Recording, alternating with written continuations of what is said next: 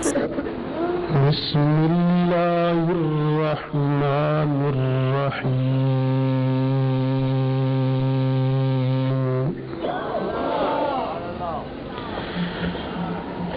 الذین آمنوا وہاجروا وجاہدوا فی سبیل اللہ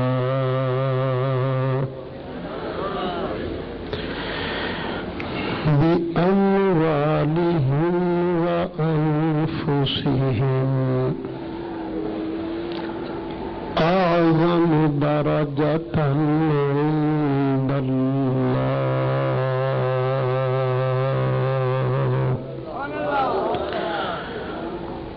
صدق الله مولانا العظيم وبلغنا رسوله النبي الأمين الكريم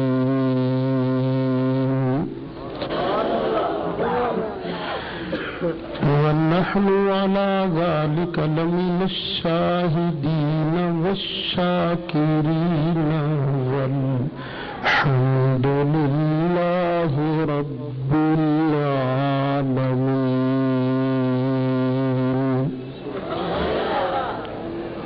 بڑی محبت سے درود شریف پڑھی. اللہم صلی علی سیدنا و مولانا محمد وعلی آل سیدنا و مولانا محمد وبارک وسلم وصلی علیہ صلاة وسلاما عليك يا رسول الله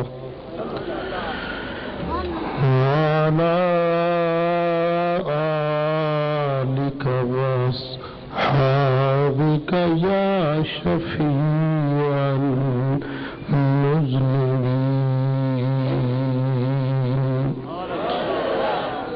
الصلاة والسلام عليك يا إمام الأنبياء والمرسلين وعلى آلك وأصحابك يا جد الحسن والحسين.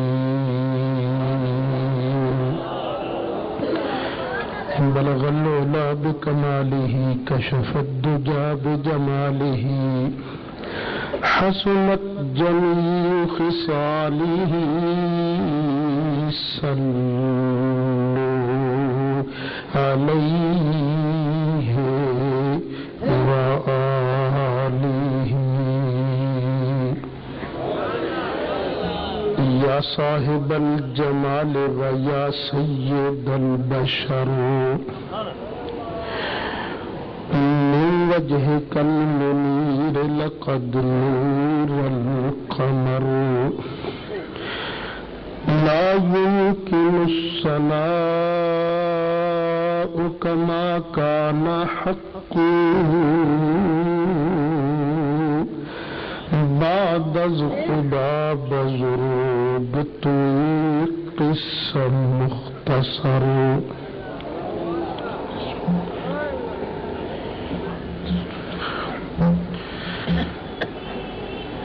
صدر محترم، انتہائی قابل صد احترام علماء کرام، میرے بزرگوں دوستوں، میں اور آپ آج یہاں سیرت خلفائے راشدین رضوان اللہ علیہم اجمعین کانفرنس کے اندر شرکت کرنے کی سعادت حاصل کر رہے ہیں. اللہ تعالیٰ یہاں پر میرا اور آپ کا آنا قبول فرمائے.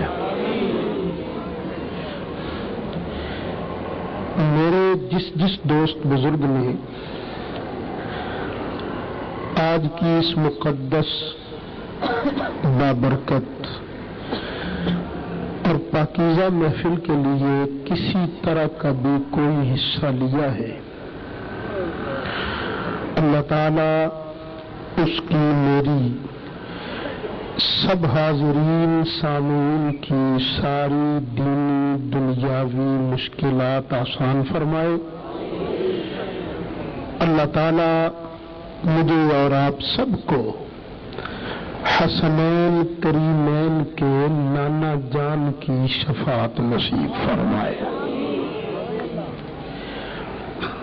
مجھ سے پہلے آپ حضرات کے اس علاقہ کی معروف شخصیت حضرت مولانا بدر الدین صاحب نوری زید مجدہ آپ کی اپنی زبان میں سندھی میں خطاب فرما رہے تھے، اور ان سے پہلے بھی کچھ حضرات نے کہا ہوگا۔ اللہ تعالی دعا فرمائے کہ ان علماء حق کا سایہ ہمارے سروں پر تادیر صحت و عافیت کے ساتھ سلامت رکھے۔ مجھے آج لاڑکانہ میں پہلی مرتبہ حاضری کا شرف حاصل ہو رہا ہے، اور میں یہاں کے علماء کا شکر گزار ہوں کہ انہوں نے آپ حضرات سے ملاقات کا ایک موقع بہم پہنچایا۔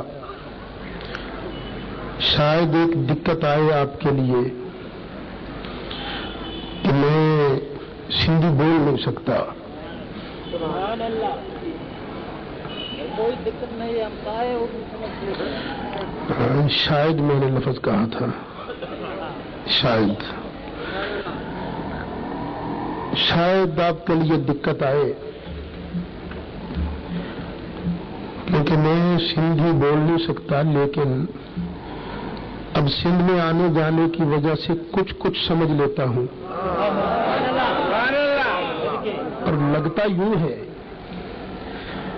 کہ اگر زیادہ آنا جانا رہا تو انشاءاللہ وہ وقت بھی آئے گا کہ آپ کو سندھی میں بھی تقریر سناؤں گا۔ ایسے بڑی میٹھی زبان ہے، قدرتی مٹھاس ہے۔ اللہ تعالیٰ یہ دنیا کی مٹھاسیں تو آنے جانے والی چیزیں ہیں، دعا کریں کہ اللہ تعالیٰ ہمارے دلوں میں مدنی کریم علیہ السلام کی محبت والی مٹھاس پیدا فرمائے۔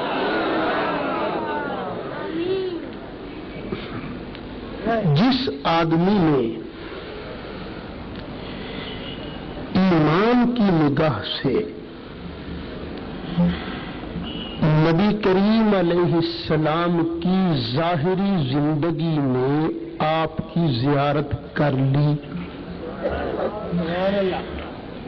پھر اسی ایمان پر اس کا خاتمہ ہوا،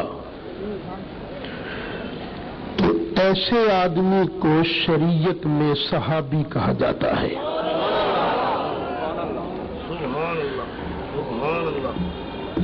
اللہ تعالی نے اپنے محبوب علیہ الصلاۃ والسلام کے پاک صحابہ کے دو بڑے بڑے گروہ بنائے ہیں، گروپ بنائے ہیں۔ ایک وہ صحابی جو مکہ شریف میں رہتے تھے، پھر وہاں سے ہجرت کر کے گھر بار چھوڑ کے مدینہ شریف آئے۔ ایسے صحابہ کا نام اللہ نے رکھا ہے مہاجرین۔ اور دوسرا گروپ ان لوگوں کا جو مدینہ شریف میں رہتے تھے، انہوں نے مکہ شریف سے آنے والے صحابہ کو جگہ دی، ٹھکانہ دیا، ان کی مدد فرمائی. اللہ نے ان صحابہ کا نام رکھا انصار. کیا نام رکھا؟ انصار. اور انصار کا معنی ہے مددگار، مدد کرنے والے. یہ میں نہیں کہتا، قرآن کہتا ہے. اللہ تعالیٰ نے ارشاد فرمایا السابقون الاولون من المہاجرین والانصار.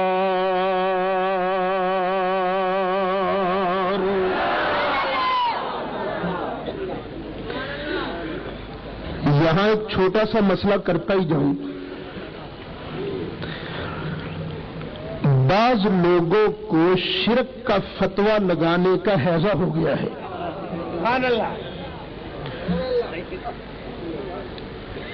کبھی کسی سے مدد مانگ لینا کہ توبہ توبہ، یہ تو شرک ہے.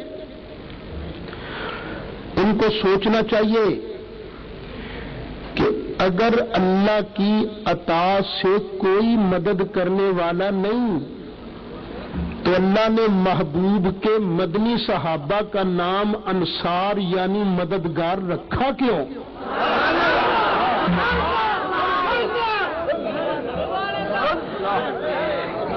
خیر بھائی، تو کتنے گروپ بنے؟ 2.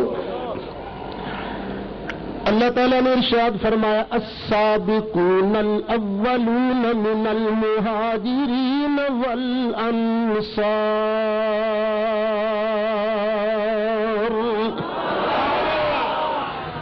جن لوگوں نے پہلے ایمان قبول کیا، خواہ وہ مہاجر تھے خواہ انصار. والذین اتبعوہم بإحسان، اور جن لوگوں نے بھلائی کے ساتھ احسان کے ساتھ ان کی پیروی کی، خواہ پہلے ایمان لانے والے ہوں خواہ بعد میں ایمان لانے والے ہوں. اللہ تعالیٰ ارشاد فرماتا رضی اللہ عنہم ورضوا عنہ. اللہ ان سے راضی، یہ اللہ سے راضی.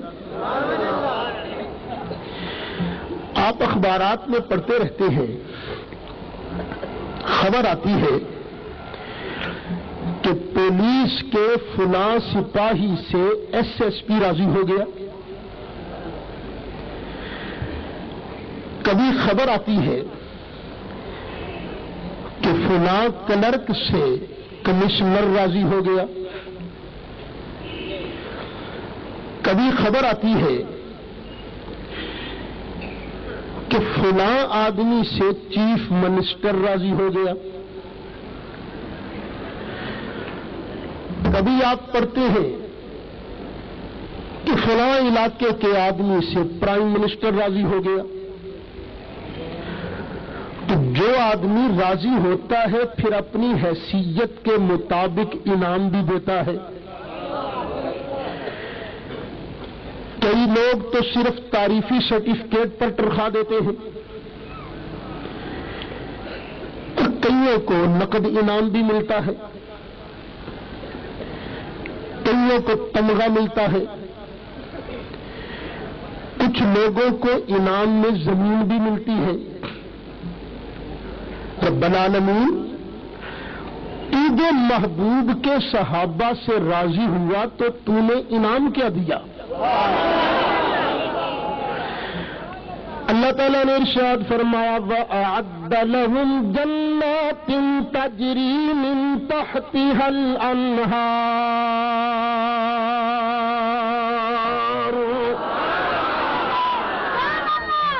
اللہ نے ان کے لیے خوبصورت باغ بنائے ہیں.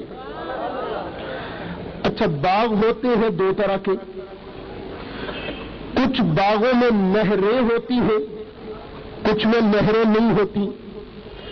تو جن باغوں میں نہریں ہوتی ہیں وہ زیادہ قیمتی ہوتے ہیں یا بغیر نہروں والے؟ نہروں والے.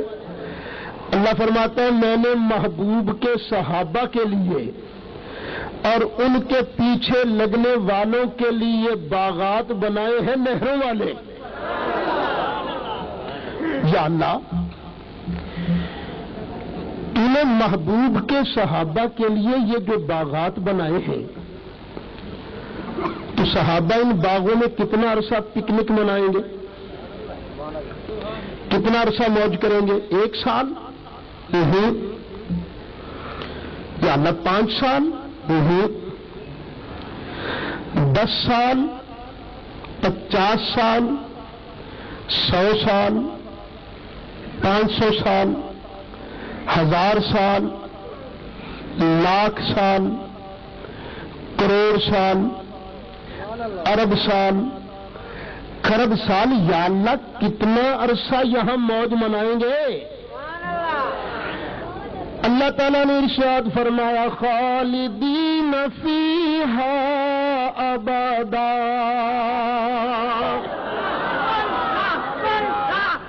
اے میرے بندے تیری گنتی ختم ہو سکتی ہے لیکن میرے محبوب کے صحابہ کا جنت میں موجیں اڑانا ختم نہیں ہو سکتا ہے. آواز تھوڑی سی تیز کرو جائے.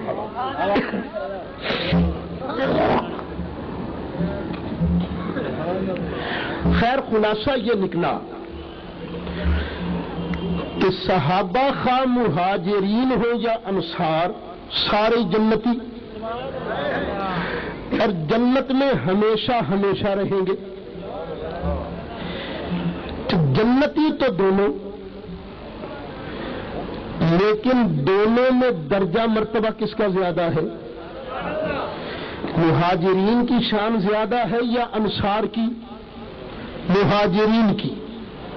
کیوں؟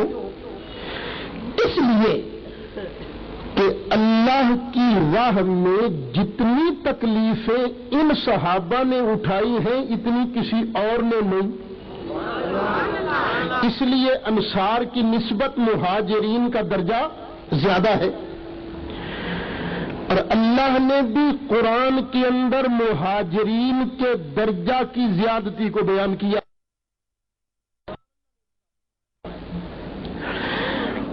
اللہ تعالیٰ نے ارشاد فرمایا الذین آمنوا, جنہوں نے ایمان قبول کیا,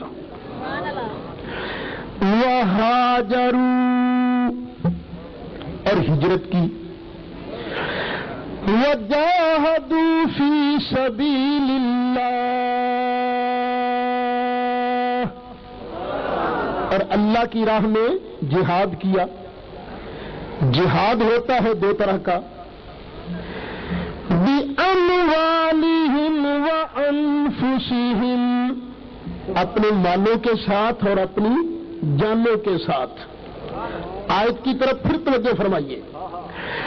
اللہ تعالیٰ نے ارشاد فرمایا الذین آمنوا وہاجروا وجاہدوا فی سبیل اللہ, جن لوگوں نے ایمان قبول کیا, ایک وہاجروا اور ہجرت کی, وجاہدوا فی سبیل اللہ اور اللہ کی راہ میں جہاد کیا مالوں کے ساتھ اور جانوں کے ساتھ. رب فرماتا شان والے تو سارے ہیں, سب سے میں اللہ راضی پر یاد رکھنا اعظم درجۃ عند اللہ,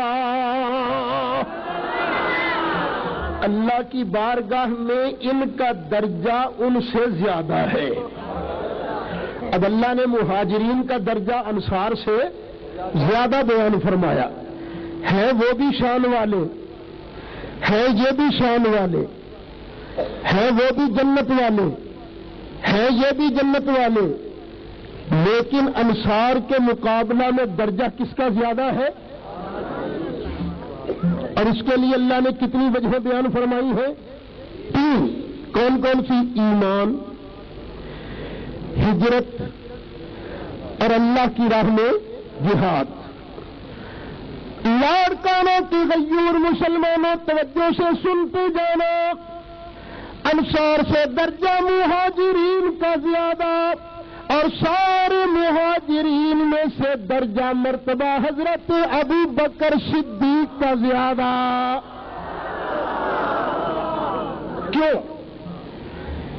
اس لیے کہ پہلے نمبر پر ہے ایمان، اور ایمان میں ابو بکر صدیق سب صحابہ میں اول.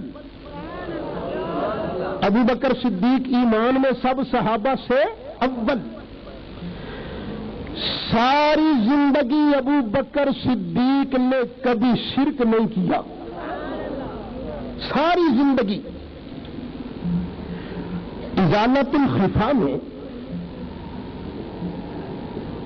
موجود ہے کہ ایک مرتبہ حضرت ابو بکر صدیق کے ابا، جو ابھی مسلمان نہیں ہوئے تھے، ابو قحافہ، حضرت ابو بکر صدیق کا ہاتھ پکڑا، ہاتھ پکڑ کے کعبے میں لے گئے، اور کعبہ تھا اس وقت بت خانہ. اور حضرت ابو بکر صدیق کی عمر چھوٹی تھی، ابھی 3-4 سال کی.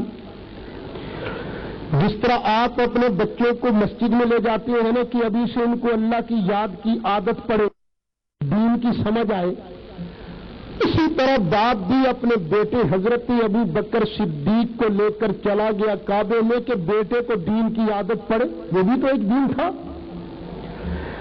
بتوں کے سامنے لے جا کر کہا، بیٹا یہ ہمارے رب ہیں، ہمارے خدا ہیں. اچھا ابا یہ ہمارے خدا ہیں؟ ہاں ہاں ہمارے خدا ہیں.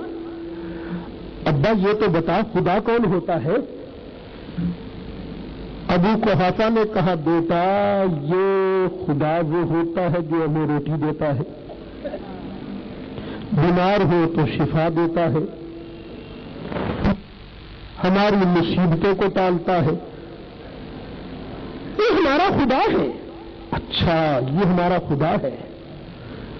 تو ایک بڑا بت تھا نا، اس کے سامنے آ گئے، کہنے لگے اگر تو میرا خدا ہے تو مجھے بھوک لگی ہے، ذرا کھانا تو کھلا، کھانا کھلا. اور وہ پتھر کا بنا ہوا بت کیا سنے، کیا سمجھے، کیا بولے؟ چپ.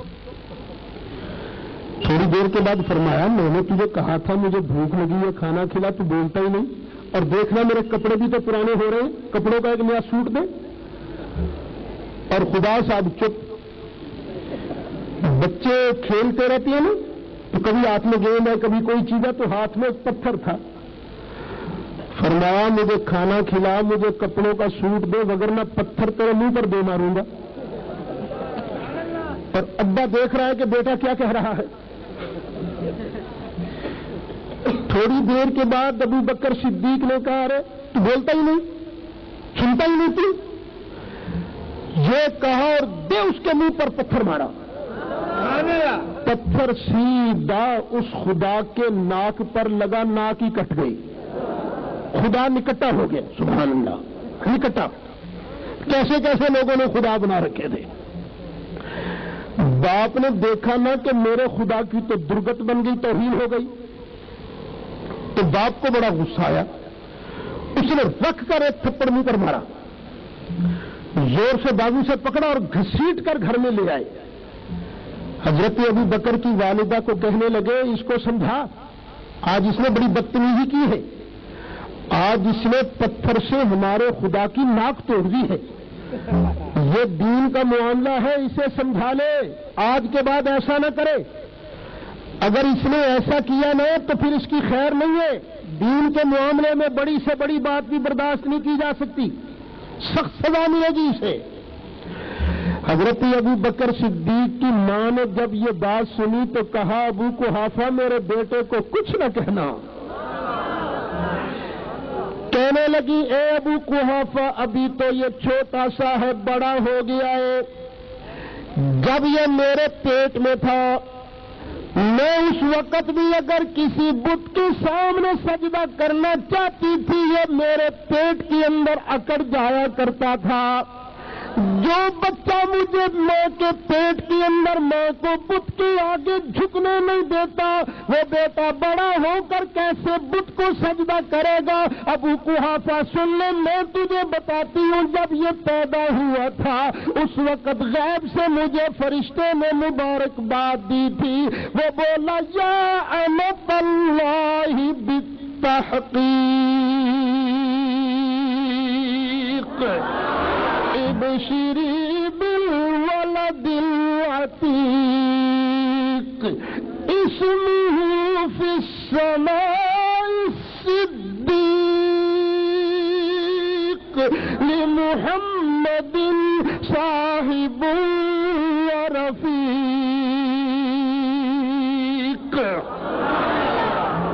اے اللہ کی بندی تجھے مبارک ہو، تیرے گھر میں وہ بچہ پیدا ہوا ہے جس کو اللہ نے جہنم کی آگ سے آزاد کر دیا ہے۔ اے اللہ کی بندی تجھے مبارک ہو، یہ محمد کریم کا ساتھی بھی ہے، ان کا وزیر بھی ہے، اور یہ جو تیرے گھر میں پیدا ہونے والا بچہ اس کا نام اللہ نے آسمانوں پر صدیق رکھ دیا ہے۔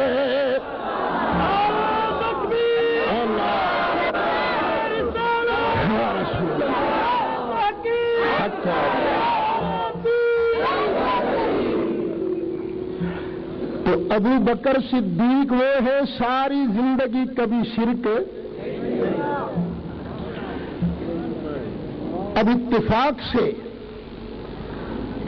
سرکار کے گہرے دوست تھے اعلان نبوت سے پہلے ہی، اور ظاہر بات ہے گہرا دوست جو بچپن کا دوست ہو جسے لنگوٹیا یار کہا جاتا ہے، وہ آدمی کے کردار کا اچھی طرح واقف ہوتا ہے، اچھی طرح۔ تین آدمی کے کردار کے سب سے بڑے گواہ ہوتے ہیں تین، ایک لنگوٹیا یار، دوسری بیوی، اور تیسرا گھر کا نوکر، یہ سب سے بڑے گواہ ہوتے ہیں۔ ہمارے ہاں تو لوگ کہتے ہیں یار جانی دشمن مل جائے پر لنگوٹیا یار نہ ملے، کیونکہ وہ سارے اندر باہر کا واقف ہوتا ہے نا۔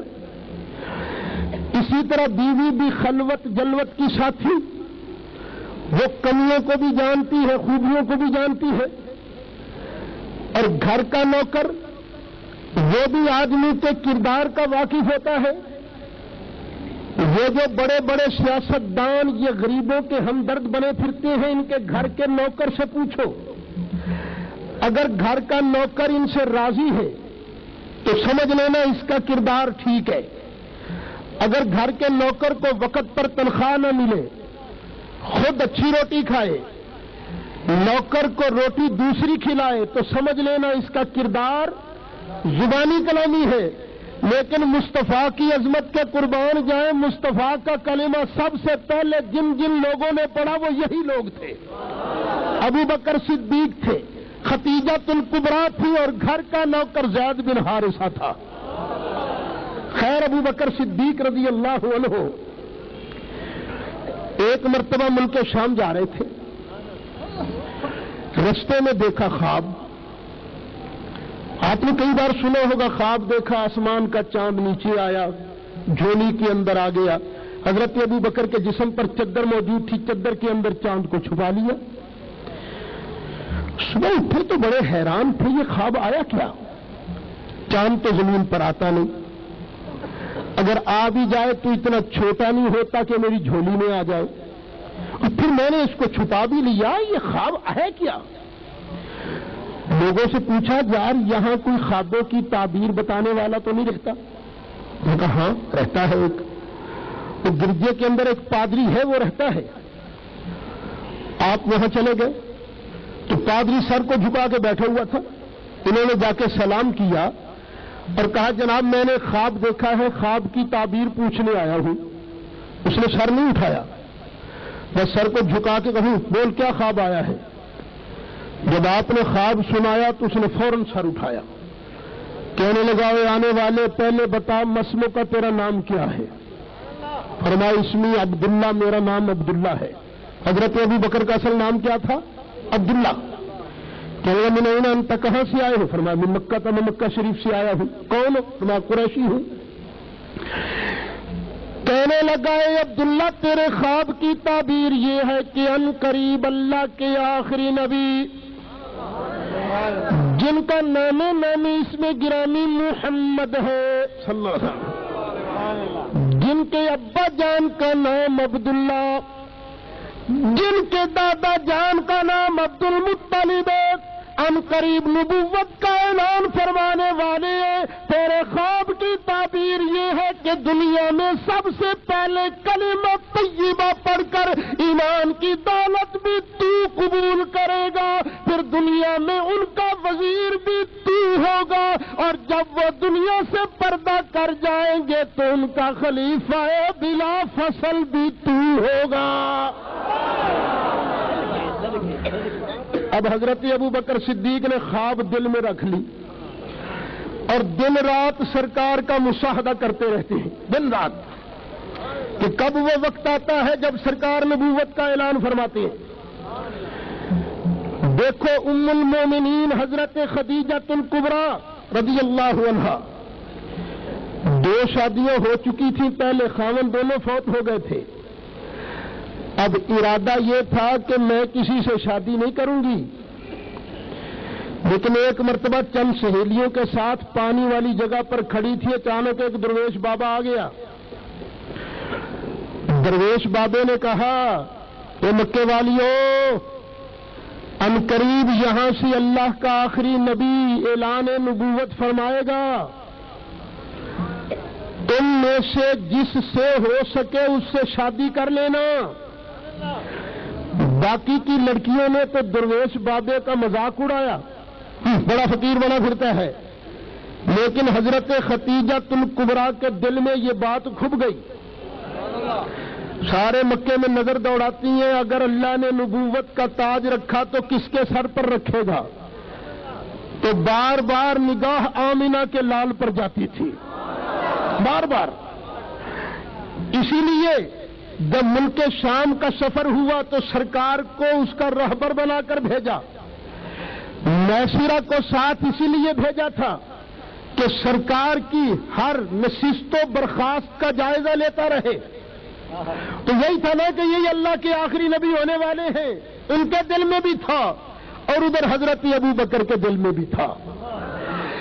میرے دوستوں بزرگوں ذرا توجہ فرمانا، اللہ تعالیٰ نے جب نبی کریم علیہ السلام پر پہلی وحی نازل فرمائی، پہلی وحی کے نزول کے بعد نبی کریم علیہ السلام گھر تشریف لے آئے، ادھر حافظ غیبی نے حضرت ابو بکر صدیق سے کہا ابو بکر تیرے یار پر اللہ نے وحی نازل فرما دی ہے۔ حضرت ابو بکر صدیق آ گئے، آقا سنا ہے آپ نے نبوت کا اعلان فرمایا ہاں جلدی جلدی کلمہ پڑھ لو۔ عرض کی آقا مد دلیل علی ما تدعی، آپ کے دعوے کی دلیل کیا ہے؟ نبی وہ ہوتا ہے جو کچھ کر کے دکھائے، آپ بھی تو کوئی دلیل دیجئے نا اپنی نبوت کی۔ نبی کریم علیہ الصلوۃ والسلام نے ارشاد فرمایا الرؤیا التی رأیت بالشام، اے ابو بکر شام کو جاتے جاتے جو تو نے خواب دیکھا تھا وہ میری نبوت کی دلیل نہیں تو اور کیا چیز ہے؟ لیجئے حضرت ابو بکر صدیق نے جب یہ بات سنی تو فٹ کلمہ طیبہ پڑھ کر ایمان کی دولت سے مالا مال ہو گئے۔ اب پھر دیکھیے ابو بکر ایمان میں سب سے اول، مردوں میں سب سے اول، اور دوسرے نمبر پر کیا ہے؟ ہجرت۔ دوسرے نمبر پر کیا چیز ہے؟ اور ہجرت میں ابو بکر صدیق سب صحابہ سے افضل، سب سے افضل۔ دیکھیے ایک آدمی نماز پڑھتا ہے آپ کے لاڑکانہ کی مسجد میں، اور ایک آدمی نماز پڑھتا ہے رسول اللہ صلی اللہ علیہ وسلم کی مسجد نبوی شریف میں۔ بتائیے کس کا درجہ زیادہ ہے؟ تو وہاں نماز پڑھتا ہے۔ ایک آدمی مسجد نبوی شریف میں نماز پڑھتا ہے اکیلا، اور ایک آدمی مسجد نبوی شریف میں نماز پڑھتا ہے خود نبی کریم علیہ السلام کے پیچھے، کس کا درجہ زیادہ ہے؟ ایک آدمی کعبے کا طواف کرتا ہے اکیلا، اور ایک آدمی کعبے کا طواف کرتا ہے خود نبی کریم علیہ السلام کا ہاتھ پکڑ کر، کس کا درجہ زیادہ ہے؟ اسی طرح سارے مہاجر صحابہ نے اللہ کی راہ میں گھر بار چھوڑا، ہجرت فرمائی، لیکن کسی نے اکیلے ہجرت کی، کسی نے 2 کے ساتھ، کسی نے 5 کے ساتھ، کسی نے 10 کے ساتھ، کسی نے قافلہ کے ساتھ۔ پر ابو بکر صدیق تیری ہجرت پہ قربان جاؤں، تو نے ہجرت کی ہے تو خود اللہ کے محبوب کے ساتھ، اور ہجرت بھی کس انداز سے؟ سب کو حکم ہوتا ہے تو بھی چل، تو بھی چل، تو بھی چل، نہیں حکم ہو رہا تو حضرت ابو بکر صدیق اور حضرت علی کو ان کو حکم نہیں ہو رہا۔ حضرت ابو بکر صدیق خود سوچتے ہیں مجھے بھی آئے گا آرڈر، لیکن دل میں تمنا ہے کہ کاش مجھے سرکار کے ساتھ ہجرت کی سعادت مل جائے، تمنا ہے۔ حضرت ابو بکر صدیق نے اسی تمنا کے پیش نظر دونوں کی ہجرت کی تیاری کی ہوئی ہے۔ آخر وقت آگے جبریل علیہ السلام، جبریل علیہ السلام نے کہا اے اللہ کے حبیب صلی اللہ علیہ وسلم، اللہ ارشاد فرماتا ہے کہ آج کی رات تمہاری ہجرت کی رات ہے۔ جبریل میں اکیلا ہی جاؤں یا کسی کو ساتھ لے کر جاؤں؟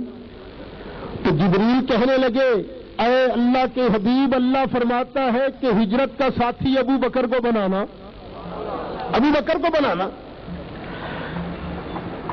حضرت عائشہ صدیقہ ارشاد فرماتی ہے نبی کریم علیہ السلام ہر روز صبح کو بھی شام کو بھی ہمارے گھر آیا کرتے تھے، ہر روز صبح کو بھی شام کو بھی، لیکن جس دن آپ نے ہجرت فرمانی تھی اس دن آپ دوپہر کو تشریف لائے، دوپہر کو، خلاف معمول۔ یہاں پر ایک مسئلہ اور کرتا جاؤں، ہم لوگ اگر وقت مقرر کر کے کوئی کام کرتے ہیں تو لوگ کہتے ہیں توبہ توبہ، یہ بھی شرک ہے، یہ بدعت ہے، ٹائم مقرر کرنا حرام ہے۔ میں پوچھتا ہوں اگر ٹائم اپنی سہولت کے لیے مقرر کرنا حرام ہوتا، نبی کریم علیہ السلام کیوں ٹائم مقرر کر کے حضرت ابو بکر صدیق کے ہاں جایا کرتے؟ جا کے نبی کریم علیہ السلام نے فرمایا ابو بکر اللہ نے مجھے ہجرت کا حکم دے دیا ہے، آقا تو میں بھی نہ آپ کے ساتھ چلوں؟ فرمایا ابو بکر تجھے بھی ساتھ لے جانے کا حکم ملا ہے، تیاری کر لو، آج کی رات ہم آپ کے گھر میں آئیں گے۔ ادھر سرکار ہجرت کی تیاری کر رہے ہیں، ادھر ابو جال نے میٹنگ بلا لی، اور میٹنگ بلائی دار الندوہ میں، باہر ایک چوکیدار گیٹ پر کھڑا کر دیا، خبردار کوئی اندر نہ آنے پائے۔ اندر میٹنگ شروع، جب میٹنگ شروع ہوئی تو باہر ایک بابے نے دروازے پر دستک دی۔ چوکیدار کہے گا کیا بات ہے بابا دستک دے رہے ہو؟ کہا دروازہ کھول، میں اندر جانا چاہتا ہوں، دروازہ کھول۔ اس نے کہا نہیں، چچا ابو جال نے روکا ہے، کسی کو اندر نہیں آنے دینا۔ اس نے کہا چوکیدار تجھے نہیں پتا اندر کام تو میرا ہی ہو رہا ہے، جانے دے مجھے اندر۔ اس نے کہا نہیں، مجھے چچا مارے گا، میں تجھے اندر نہیں جانے دوں گا۔ اب آنے والے بابے اور چوکیدار کی بحث شروع ہو گئی۔ چوکیدار جب زیادہ تنگ آیا تو اندر جا کر ابو جال سے کہنے لگا چچا باہر ایک بابا آیا ہوا ہے، اور بابا کہتا ہے اندر میرا کام ہو رہا ہے، میں نے بھی اندر آنا، میں نے اس کو روکا ہوا ہے، وہ اندر آنا چاہتا ہے، کیا کروں؟ ابو جال کہنے لگا چل نہ چل کے دیکھتے ہیں وہ بابا کون ہے۔ جب آ رہا ہے تو باہر ایک بابا کھڑا ہوا تھا، پوچھا جناب آپ کون ہو؟ کہنے لگا میں شیخ نجدی ہوں۔ کون ہوں؟ اس نے کہا جی آئیے آئیے، یہ تو آپ ہی کا کام ہے۔ اور یہ شیخ نجدی کون تھا؟ پوچھا بولو۔ بات لمبی نہ ہو جائے، یہاں ایک بات کرنا ضروری سمجھتا ہوں۔ اللہ تعالیٰ نے جب شیطان کو مردود کر کے نکالا تو کہنے لگا رب العالمین انذرنی الی یوم یبعثون، یا اللہ مجھے قیامت تک زندہ رکھ، مہلت دے۔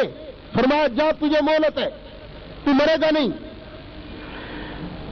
اللہ تعالیٰ کے سامنے کہنے لگا رب العالمین تو نے آدم کی وجہ سے مجھے مردود کیا ہے، یا اللہ اس کی اولاد پیدا ہوگی، میں اس کی اولاد کے آگے سے بھی حملہ کروں گا، پیچھے سے بھی حملہ کروں گا، دائیں طرف سے بھی حملہ کروں گا، بائیں طرف سے بھی حملہ کروں گا، یا اللہ میں آدم کی اولاد کا رستہ ماروں گا۔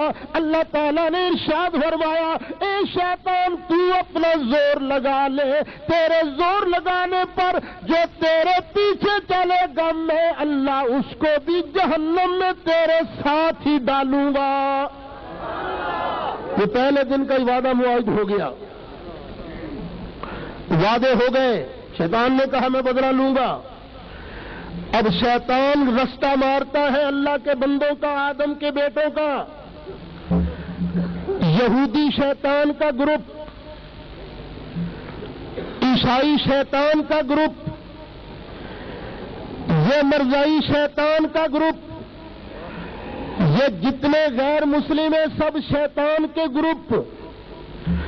شیطان کے روپ مختلف ہیں، کبھی کسی روپ میں، کبھی کسی روپ میں، کبھی کسی روپ میں، لیکن لاڑکانے والوں یاد رکھنا شیطان کا ایک خاص روپ ہے۔ ہر سیاڑا آدمی اپنے دشمن کو پہچانتا ہے۔ شیطان کا ایک خاص روپ ہے، اور وہ روپ کب دھارتا ہے؟ جب مصطفیٰ کی عظمت کے ظاہر ہونے کا موقع آتا ہے، اور وہ روپ ہے یہی شیخ نجدی والا۔ میں اب 2-3 مثالیں عرض کروں گا، ذرا توجہ سے سننا، میری بات سمجھ میں آ رہی ہے نا؟ وہ آپ جانتے ہیں کہ مکہ شریف کے اندر قریشیوں نے کعبہ بھی سر نو تعمیر کیا تھا، سیلاب آیا تھا، کعبہ شکستہ ہو گیا، تو ایک جہاز ساحل پر ٹوٹا آیا تھا، اس کی لکڑی وکڑی لے کر انہوں نے، مکے والوں نے کعبہ دوبارہ تعمیر کیا۔ ابھی سرکار نے اعلان نبوت نہیں فرمایا، کعبہ تو تعمیر ہو گیا، حجر اسود کے نصب کرنے کی باری آئی تو ہر قریشی سردار لڑ پڑا دوسرے سے۔ ایک سردار بولا، کہنے لگا اے تجھے پتا نہیں میں سب سے بڑا چودھری ہوں، یہ حجر اسود میں نصب کروں گا۔ دوسرا کہے واہ واہ تو خام خواہ کا بڑا سردار آ گیا، میں بڑا سردار ہوں، میں بڑا وڈیرا ہوں، یہ سعادت میں حاصل کروں گا۔ تیسرا کہنے لگا واہ واہ تم دونوں نے ہی آپس میں بحث شروع کر دی، ہمیں بھول ہی گئے، میں تم دونوں سے بڑا ہوں۔ ہر سردار چاہتا تھا حجر اسود میں نصب کروں۔ رات کا وقت تھا، حرم شریف میں بیٹھے ہوئے تھے، ایک آدمی بولا، کہنے لگا لڑو نہیں، انتظار کرو، اب جو بھی آدمی صبح سب سے پہلے کعبہ شریف کے اندر داخل ہو اس کو اپنا جج بنا لینا، جو وہ فیصلہ کرے اس فیصلے کو منظور کر لینا۔ وہ کہنے لگا بالکل ٹھیک، اب چپ کر کے بیٹھ گئے، دیکھے سب سے پہلے اندر کون آتا ہے۔ جب صبح صادق کا وقت ہوا تو اللہ کا پیارا محبوب علیہ السلام دروازے سے اندر آیا۔ نبی کریم علیہ السلام کو دیکھ کر سارے بولے واہ واہ جاء صادق الوعد الامین، وعدوں کا سچا آ گیا، محمد کریم آ گیا، امانت دار آ گیا۔ ہمیں نہ ان محمد کریم کی ججی پر اتفاق ہے، جو فیصلہ کریں گے ہمیں منظور ہے۔ اب حجر اسود کی تنصیب کے لیے سرکار جج بن گئے۔ اب سرکار کی عظمت ظاہر ہونے لگی تھی، نہ شیطان نہ رہ سکا۔ شیخ نجدی کا روپ دھارا اس نے، شیخ نجدی کا روپ دھار کے ایک ایک سردار کے پاس آیا اور آ کر کہنے لگا اوے کچھ تو خیال کر، تو اتنا بڑا وڈیرا، تو اتنا بڑا سردار، یہ کل کا چھوکرا، یہ کل کا بچہ، یہ تم پر سرداری کرے گا، تمہیں شرم نہیں آتی؟ ایک ایک سردار کے پاس جا کر اس نے نبی کریم علیہ السلام کی عظمت کو گھٹانے کی کوشش کی، لیکن وَرَفَعْنَا لَكَ ذِکْرَکَ کا ہے سایہ تجھ پر، وَرَفَعْنَا لَكَ ذِکْرَکَ کا ہے سایہ تجھ پر، بول بالا ہے تیرا ذکر ہے اونچا تیرا، اور تو گھٹا ایسے کسی کہ نہ گھٹا ہے نہ گھٹے،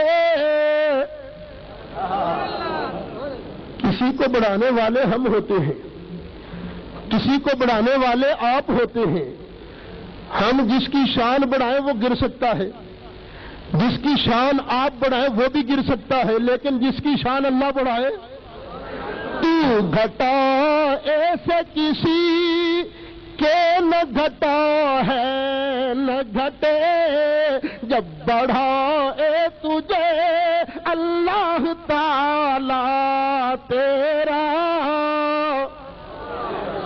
تو یہاں بھی چونکہ سرکار کی عظمت نے ظاہر ہونا تھا، مکہ شریف میں 13 سال تک سرکار نے سختی برداشت کی، تکلیفیں برداشت کی، اب مدینہ شریف میں چونکہ سرکار کی عظمت کا سورج طلوع ہونا تھا، شیطان نہ رہ سکا، شیخ نجدی کی صورت میں آ گیا۔ تو آج بھی یاد رکھنا، جو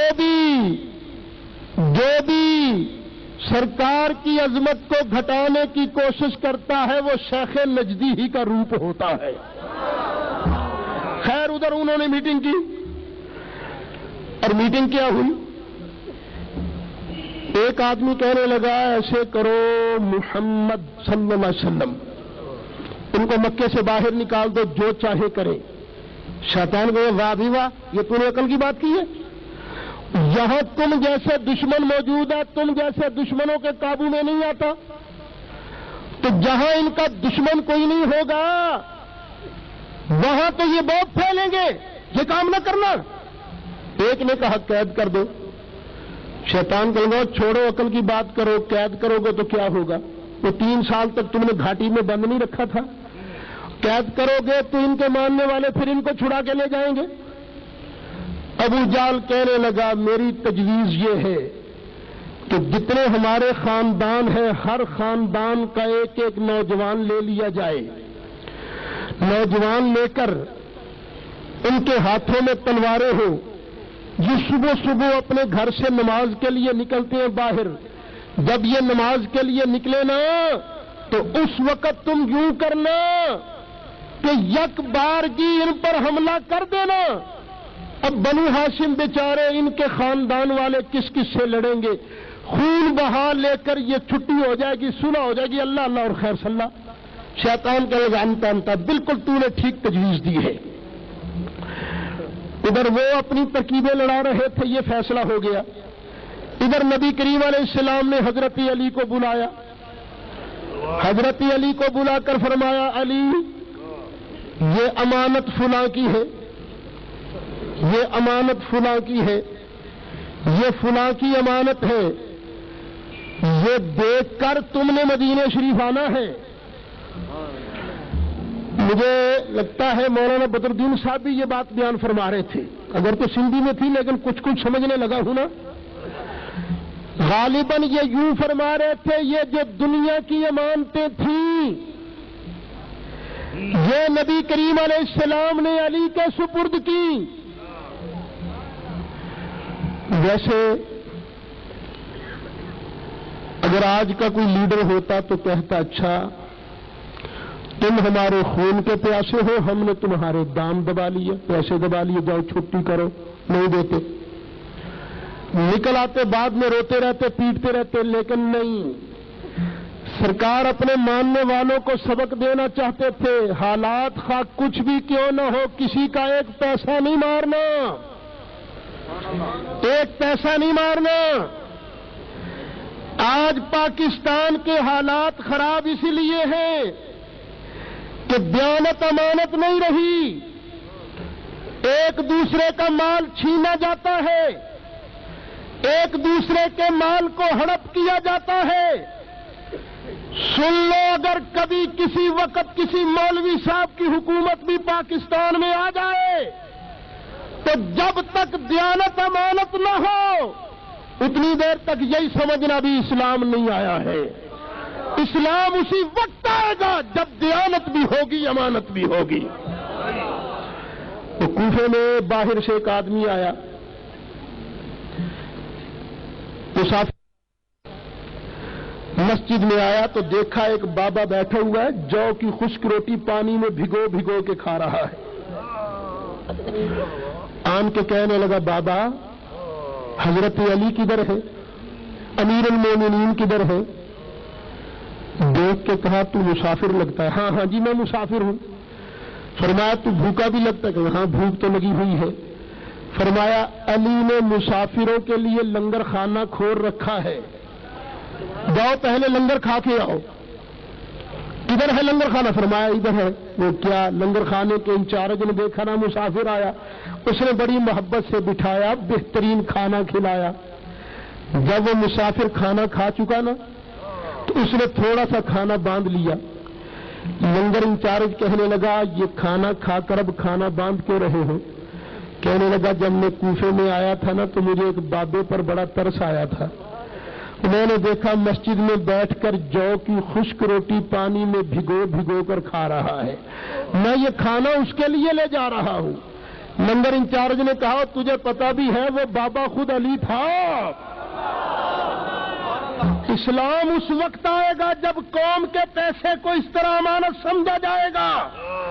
نبی کریم علیہ الصلوۃ والسلام نے فرمایا, علی یہ امانتیں تم دے کے آنا. خود سرکار نکلنے لگے. سرکار نے یوں زمین پر ہاتھ مارا, ہاتھ مار کے مٹی کو اپنی مٹھی میں لیا اور اللہ کے قرآن کی آیتیں پڑھنی شروع کر دی.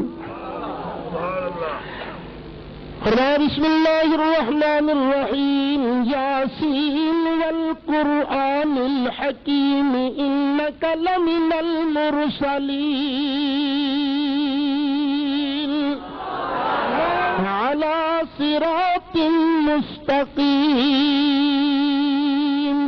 نبی کریم علیہ الصلوۃ والسلام سورۃ یاسین کی آیتیں پڑھتے جاتے تھے اور آپ نے یوں کر کے مٹی جو ان کافروں کی طرف پھینکی, مٹی کافروں کے سروں پر جا پڑی. سارے کافر اندھے ہو گئے. رب کا لاڈلا محبوب مزے مزے سے قرآن کی آیتیں تلاوت کرتا کرتا درمیان سے گزر کے نکل گیا. سیدھا ابو بکر صدیق کے گھر. حضرت ابو بکر صدیق نے بھی تیاری کی. اب مکہ شریف سے جو رستہ جاتا تھا مدینہ شریف کی طرف ادھر نہیں گئے, غار ثور کی طرف چلے گئے. غار ثور ہے پہاڑی پر. پہاڑی کے نیچے پہنچ کے عرض کی, آقا آج تو میرا جی یہ چاہتا ہے کہ ابو بکر کے کندھے ہو, آپ کے قدم ہو. آقا میرے کندھوں پر سواری فرمائیے, آج میں آپ کو اٹھا کر لے چلتا ہوں. نبی کریم علیہ الصلوۃ والسلام نے درخواست کو قبول فرمایا. آج بھی لوگ جاتے ہیں غار ثور کی زیارت کے لیے, 4 4 5 5 سانس لے کر چڑھتے ہیں, پانی کی بوتلیں ساتھ لے کر چلتے ہیں, پانی پی پی کر اوپر چڑھتے ہیں. پر ابو بکر تیری ہمت کے قربان جاؤں, تو نے نبی کریم علیہ السلام کو جو نیچے سے اٹھایا تو غار کے کندھے پہ جا کے عرض کیا, کملی والا سایہ لجپالا غار کا منہ آ گیا ہے.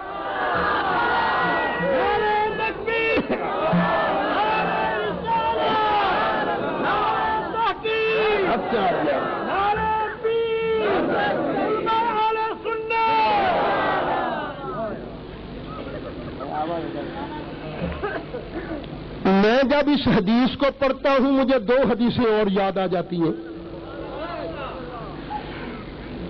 سرکار ایک دن خچر پر سوار تھے، خچر ڈر گیا، پچھلی ٹانگوں پر یوں کھڑا ہو گیا، سرکار یکدم نیچے اترے، نیچے اتر کے سرکار نے فرمایا صحابہ تمہیں پتا ہے میرا خچر کیوں ڈر گیا تھا؟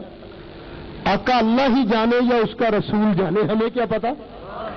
سرکار نے فرمایا یہاں دو قبریں ہیں، قبریں، ان قبر والوں کو اپنی اپنی قبر میں عذاب ہو رہا تھا اور میرا خچر ان کا عذاب دیکھ کر ڈر گیا ہے۔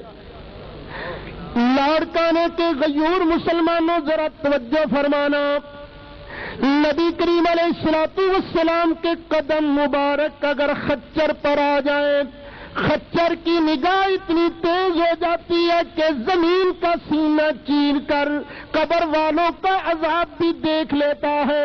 ہجرت کی رات جب ابو بکر صدیق پر نبی کریم علیہ السلام کے قدم مبارک آئے ہوں گے، اس وقت ابو بکر کی نگاہوں کی تیزی کا عالم کیا ہوگا؟ دوسری حدیث بھی سنو، ایک مرتبہ موسیٰ علیہ السلام نے کپڑے اتارے نہانے کے لیے، پتھر پر رکھے، پتھر پر جب موسیٰ کلیم اللہ کے کپڑے لگے تو پتھر میں جان پڑ گئی، پتھر نے بھاگنا شروع کر دیا، پتھر دوڑنے لگ گیا۔ جب پتھر بھاگا تو موسیٰ علیہ السلام پیچھے ڈنڈا لے کر سو بھی حجر، او پتھرا میرے کپڑے، او پتھرا میرے کپڑے۔ میرے دوستوں بزرگوں ذرا توجہ فرمانا، پتھر پر کلیم اللہ کے جسم کے ساتھ کپڑے لگے ہوئے جب پتھر پر آ گئے، پتھر میں جان پڑ گئی تو ہجرت کی رات ابو بکر صدیق کے جسم نازنین پر صرف کلیم اللہ کے کپڑے نہیں تھے، صرف کلیم اللہ کا جسم نہیں تھا، بلکہ خود حبیب اللہ کے قدم تھے۔ جب حبیب اللہ کے قدم ابو بکر صدیق کے کندھوں پر آئے ہوں گے، اس وقت ابو بکر صدیق کی شان کا عالم کیا ہوگا؟ عرض کی آقا غار آ گیا ہے۔ اچھا آقا غار بڑا پرانا ہے، اگر اجازت ہو تو پہلے جا کے صاف نہ کر لوں؟ فرما جاؤ۔ جھاڑو نہیں تھا، یوں ہاتھوں سے غار کی زمین کو صاف کیا تاکہ سرکار کے جسم میں کنکر نہ چبھ جائے۔ پھر دیکھا تو غار میں سوراخ نظر آئے، لگتا تھا یہ سوراخ کسی سانپ کے ہیں، کسی زہریلی جانور کے ہیں۔ اچھا اس کو کیسے بند کروں؟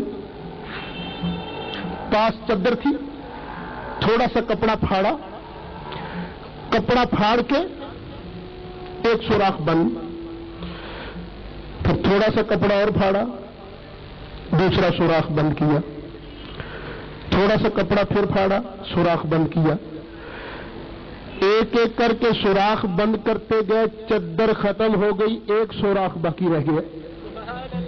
اب یہاں کیا کروں؟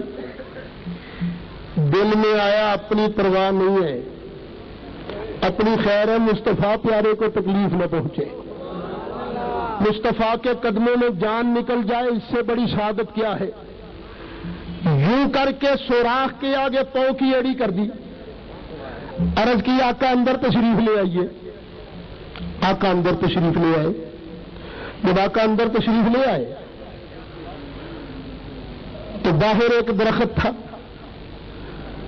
وہ درخت غار کے منہ کے آگے آ گیا، مکڑی نے جالا تان دیا، کبوتری نے انڈے دے دیے اور سرکار اندر ہے۔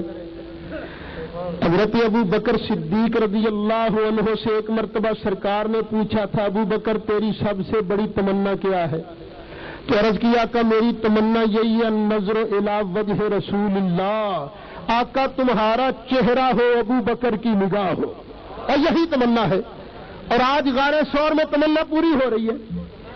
نبی کریم علیہ السلام سے عرض کیا کملی والے آقا آج یہاں سرانا نہیں ہے، تکیہ موجود نہیں ہے، میری گود میں سر رکھ لیجئے۔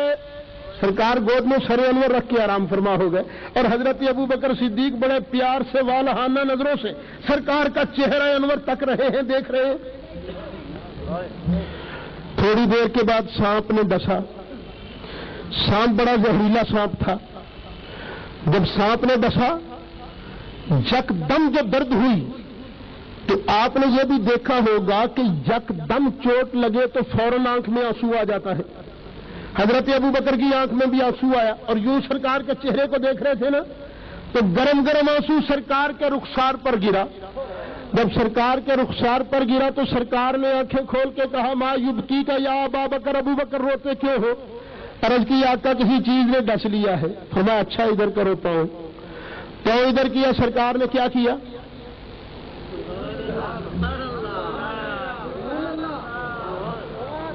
لب مبارک لگایا. اب ابو بکر کو نہیں پتا چلا تکلیف پہلے دور ہوئی ہے، سرکار کا لب مبارک پہلے لگا. یار کہنے والے یہ حدیث تم نے کہی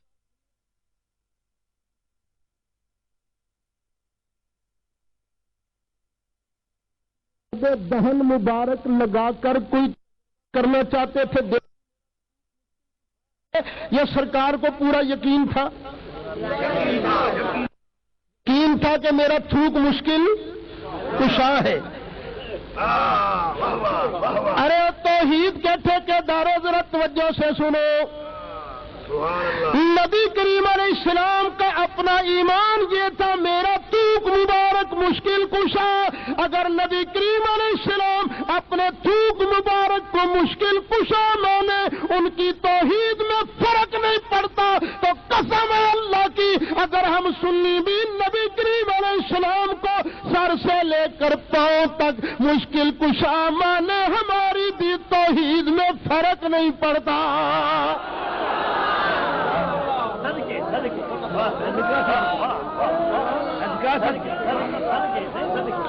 تم نے کیا سمجھ رکھا ہے؟ اور سنیوں کا عقیدہ کوئی من گھڑت ہے؟ مجھے قسم ہے اللہ کی لاڑکانے والا سنیوں تمہیں مبارک ہو. ٹھیک ہے میں سنیوں کے گھر میں پیدا ہوا، سنیوں کے گھر میں پلا، سنیوں سے پڑھا، کبھی کبھی ادھر ادھر بھی جھانک کے دیکھا دوسرے کیا کرتے ہیں، لیکن پوری تحقیق کے بعد اس نتیجے پر پہنچا میرے سر پہ قرآن بھی رکھو تو سعید اسد یہی کہے گا سنیوں مبارک ہو تمہیں مذہب تمہارا ہی سچا ہے. نعرہ تکبیر اللہ، نعرہ رسالت یا رسول اللہ، نعرہ رسالت.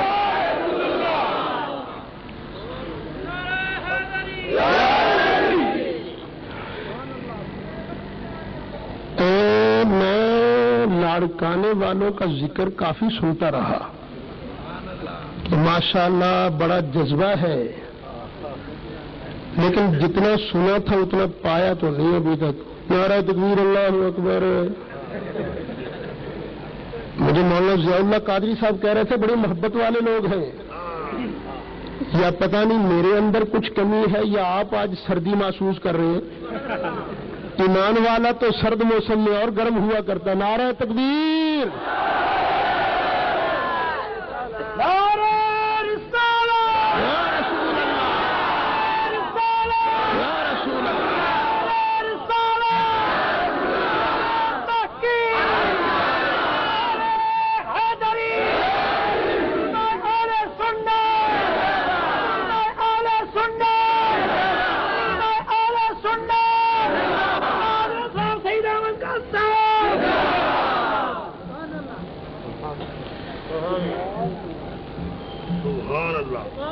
تو ابو بکر ایمان میں سب سے اول، ہجرت میں سب سے افضل. تقریر تو میں ذرا جلدی ختم کر دوں گا پھر آپ کو چھٹی بھی دوں گا. ٹھہرو یار ٹھہرو، چھٹی دوں گا کہ جس کا جی چاہے میرے سچے مذہب پر سوال کرے انشاءاللہ بزرگوں کا دامن پکڑ کر اس کی تسلی کراؤں گا. رکا وکا مت بھیجنا، رکا نہیں. جس کے دل میں میرے سچے مذہب پر کوئی سوال ہو کھڑا ہو جائے، سوال کرے، انشاءاللہ جواب دیتا جاؤں گا۔ ابو بکر ایمان میں سب سے اول، ہجرت میں سب سے افضل، اور تیسرے نمبر پر ہے جہاد۔ جہاد ہے دو طرح کا، ایک مال کے ساتھ، ایک جان کے ساتھ۔ تو مال اور جان کے ساتھ جہاد میں بھی ابو بکر سب سے اول۔ 40,000 درم تھے ابو بکر صدیق کے پاس جب نبی کریم علیہ السلام کا کلمہ پڑھا، تو 40,000 کے 40,000 مصطفیٰ کے قدموں پہ قربان کر دیے۔ یہ تو آپ نے کئی بار سنا، اس موقع پر اتنا مال دیا، اس موقع پر اتنا مال دیا، اس موقع پر اتنا مال دیا، اور تبوک کے موقع پر سارے گھر کا سارا مال دے دیا، سنا نا؟ اب لوگ کہتے ہیں ابو بکر صدیق ایمانداری نہیں تھے، تو کہتے ہیں توبہ توبہ بے ایمان تھے، مرتد تھے۔ اے ابو بکر صدیق کو گالی نہ دو، ابو بکر کو گالی دینا مصطفیٰ کو گالی دینا ہے، اس لیے کہ قرآن فرماتا ہے۔ اب قرآن سنو، اللہ تعالیٰ نے ارشاد فرمایا خذ من اموالہم صدقۃ تطہرہم وتزکیہم بہا وصل علیہم ان صلاتک سکن لہم۔ حبیب پیارے، خذ من اموالہم صدقہ،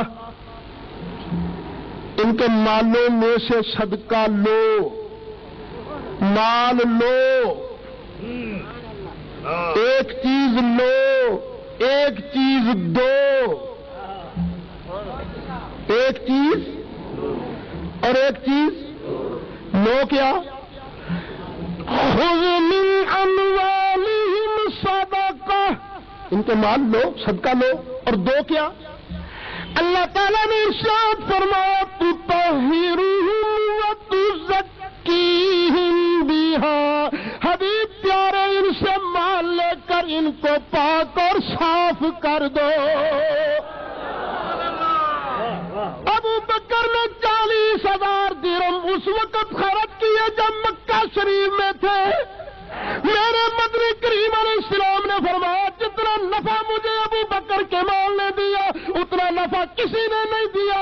نبی پاک نے ارشاد فرمایا جس کسی نے بھی مجھ پر احسان کیا میں رسول نے اس کے احسان کا بدلہ دے دیا، پر ابو بکر ایک ایسی ذات ہے جس کے احسان کا بدلہ قیامت کے دن میں مصطفیٰ عطا فرماؤں گا۔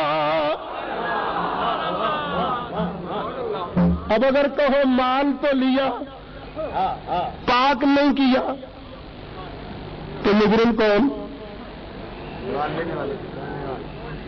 اور یہ تو قرآن کہتا ہے جس کا مال سرکار نے قبول نہیں کیا اس کو پاک بھی نہیں کیا۔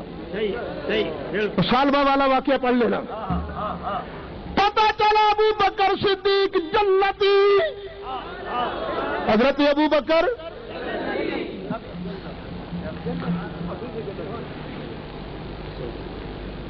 سپاہ صحابہ نام رکھوانا آسان ہے، صحابہ کا عقیدہ رکھنا مشکل ہے۔ نام رکھوانا آسان، عقیدہ رکھنا مشکل۔ ابو بکر صدیق سے ایک دن نبی کریم علیہ السلام نے فرمایا جنت کے دروازے 8، ایک دروازے سے نمازی اندر جائیں گے جن کو نماز کے ساتھ زیادہ محبت، کچھ وہ ہیں جن کو روزے کے ساتھ زیادہ محبت، کچھ وہ ہیں جن کو اللہ کی راہ میں جہاد کرنے سے زیادہ محبت، کچھ وہ ہیں جن کو مال خرچ کرنے میں اللہ کی راہ میں زیادہ محبت۔ سرکار نے فرمایا جنت کے دروازے 8 ہیں، جس کو جس چیز سے زیادہ محبت ہوگی اسی دروازے سے اندر بلایا جائے گا۔ ابو بکر صدیق نے عرض کی آقا یہ تو فرمائیے کیا آپ کا کوئی امتی ایسا بھی ہے جس کو 8 دروازوں سے بلایا جائے گا؟ ابو بکر کا ایمان کیا تھا؟ अबू बकर का ईमान ये था, ये अल्लाह के महबूब है, अपने हर उम्मती के अंजाम को भी जानते हैं, किसको किस दरवाजे से जन्नत बुलाया जाएगा। नबी करीम अलैहिस्सलाम ने हजरत अबू बकर सिद्दीक की ये बात सुन के फरमाया, ए अबू बकर, वो तू होगा जिसे जन्नत के 8 दरवाजों से ही अंदर बुलाया जाएगा। जो अबू बकर सिद्दीक को अल्लाह ने ये शान अता फरमाई थी, अल्लाह मुझे और आप सबको सहाबा का दामन नसीब रखे। गुफ्तगू खत्म। अब अगर किसी भाई ने कोई बात पूछनी हो तो फकीर हाजिर है। 1.25 घंटा तकरीबन हो गया। 2 घंटे पूरे। अभी कौन सा बैठ गया हूं यार मैं।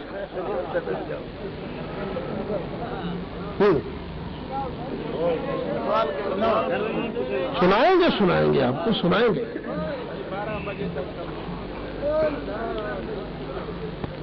जी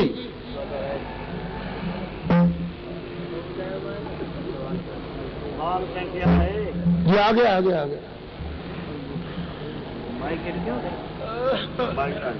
मैं आपसे माइक नहीं बाबा माइक से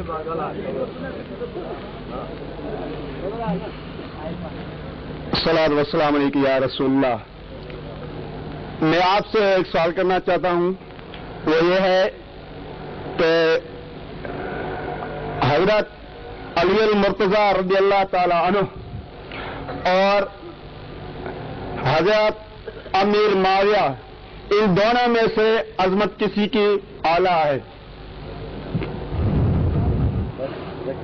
बस आप एक का जवाब दे, फिर दूसरा सवाल।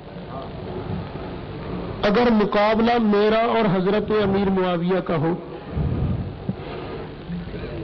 मुकाबला आपका और हजरत अमीर मुआविया का हो, तो हम जमीन पर, अमीर मुआविया आसमानों पर। लेकिन अगर मुकाबला हजरत अमीर मुआविया और हजरत अली का हो, तो हजरत अमीर मुआविया जमीन पर, मौला अली आसमानों से भी ऊपर।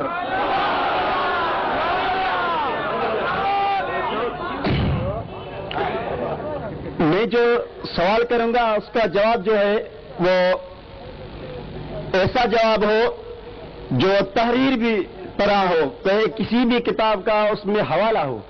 तो मेरा यह सवाल है कि हजरत अली करमल्लाह वजह मुश्किल कुशा किस तरह है? पहले सवाल का जवाब हो गया, शुक्रिया।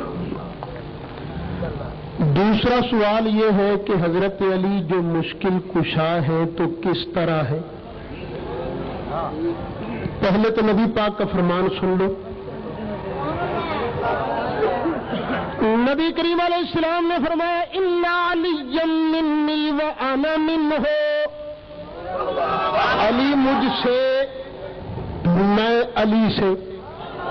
क्या मतलब? अली मुझसे, मेरे सहाबा में से, मेरी अहले बैत में से, मेरी उम्मत में से, और मैं अली में से। क्या मतलब? मेरा जमाल देखना हो अली को देखो, मेरा कमाल देखना हो अली को देखो। नबी करीम अलैहिस्सलाम ने आगे इरशाद फरमाया, वहुवा वलिय्यु कुल्लि मुमिन, मेरा अली हर मोमिन का वली है।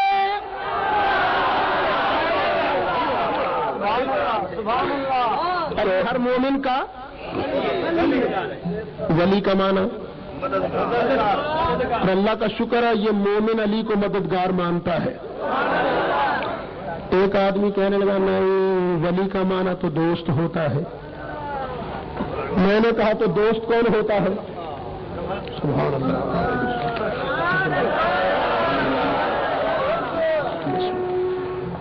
अब भी यकीन नहीं आया तो और भी सवाल का किया है, मैं सवाल करता जा रहा हूँ, आप उसके जवाब देते जाएं। एक मिनट, अभी बात तो पूरी हो रही है। वैसे मुझे आप ये बता दें, आप सवाल करेंगे कितने? क्योंकि एक आदमी को मैं एक सवाल की इजाजत देता हूँ, बाकियों का भी हक होता है ना। 2 कर लिए, चलो आपको तीसरे सवाल की भी इजाजत है, लेकिन चौथे की नहीं, क्योंकि बाकियों का भी हक है ना। सही है ना? अभी एक बात पूरी नहीं हुई, نبی کریم علیہ السلام نے فرمایا وہ ولی کل مومن، میرا علی ہر مومن کا ولی ہے۔ ایک آدمی کہنے لگا ولی کا معنی مددگار نہیں دوست۔ میں نے کہا اچھا دوست، ہاں۔ میں نے کہا یہ بتا دوست سچا کون ہوتا ہے، کھانے پینے والا یا مشکل میں کام آنے والا؟ دوست باشد کے گیرد دست دوست، در پریشانیوں درماندگی۔ اور اب سنو حضرت علی مشکل کشا کس طرح ہے۔ بندہ جب اللہ کی راہ میں چلتا ہے سالک، تو شیطان رستے میں روڑے اٹکاتا ہے، تو جب سالک کو مشکل پڑتی ہے تو اس وقت مولا علی اس مشکل کو دور کرتے ہیں۔ یہ جو علی مشکل کشا ہے، یہ روحانی طور پر بندے کا رتبہ گھٹ رہا ہو، شیطان راہ مار رہا ہو، تو وہ مولا علی کی طرف توجہ کرے تو مولا علی آ کے مدد کرتے ہیں۔ نہیں اعتبار تو وہاں بھی ہو یا دیوبندی، سب کے مشترکہ گرو اسماعیل دہلوی صاحب کی کتاب صراط مستقیم اٹھا کر دیکھیے، اس کے اندر لکھا ہے اس کے پیر سید احمد بریلوی کی مدد کے لیے مولا علی آئے۔ جی مولا علی۔ میرا عرض یہ ہے کہ آپ سوالوں کا قید جو لگا رہے ہیں یہ میرے خیال میں بہتر نہیں، کہ اگر کوئی اور سوال کرنا چاہے تو وہ آ سکتا ہے، مگر میرے سوالوں کا جواب آپ دیتے جائیں۔ نہیں بس باقیوں کا بھی حق ہے نا، حق ہے نا، آپ کر لیں، ابھی بہت سے لوگ ہیں۔ تیسرا سوال یہ ہے کہ حضرت علی کرم اللہ وجہ کہ اولاد کی عظمت کا شان زیادہ ہے یا کسی ولی کی عظمت کا، اولاد کی عظمت کا شان زیادہ ہے؟ سوال یہ ہے کہ آج جو مولا علی کی اولاد ہے اس کی شان زیادہ ہے یا کسی ولی کی اولاد کی شان زیادہ ہے؟ ایک ہے مولا علی کی اولاد، امام حسن، امام حسین، یہ مولا علی کی جو اولاد ہے ان کی شان باقی سب کی اولادوں کے سے زیادہ ہے۔ نبی پاک نے فرمایا یہ حسن بھی حسین بھی جنتی جوانوں کے سردار۔ اور ایک آج ہے مولا علی کی اولاد، مولا علی کی اولاد میں سے جو علی پاک کے طریقے پر ہے، جو مولا علی کی اولاد میں سے محمد کریم کے طریقے پر ہے وہ شان والا، لیکن اگر کوئی مصطفیٰ کے طریقے پر نہیں اور کسی جناحے کا بیٹا مصطفیٰ کے طریقے پر ہے تو ان اکرمکم عند اللہ اتقاکم۔ ٹھیک ہے، تسلی ہو گئی آپ کی؟ الحمدللہ۔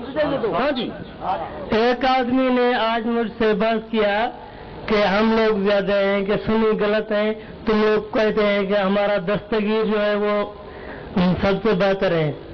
میں نے کہا جی ہم مانتے ہیں۔ بولا کہ وہ سنی تھا یا اہل حدیث؟ میں نے بولا یہ میں پوچھوں۔ سوال یہ ہے کہ تم 11ویں دیتے ہو پیروں کے پیر دستگیر کی۔ ابھی بھائی تیرا سوال پکا کر لوں پہلے۔ 11ویں دیتے ہو پیروں کے پیر کی، وہ تو وہابی تھے، سنی نہ تھے۔ ارے بھی کیسے وہابی تھے؟ وہ جی وہ رفع یدین کرتے تھے۔ وہابی نماز کس طرح پڑھتا ہے؟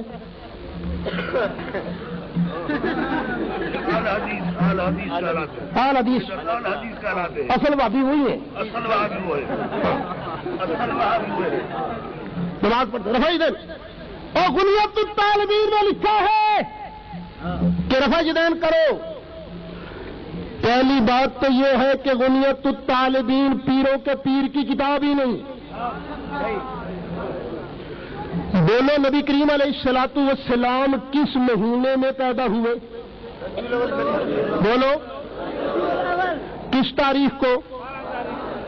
یہ اہل حدیث کیا کہتے ہیں ان لوگوں کو؟ کتنا فرق ہے؟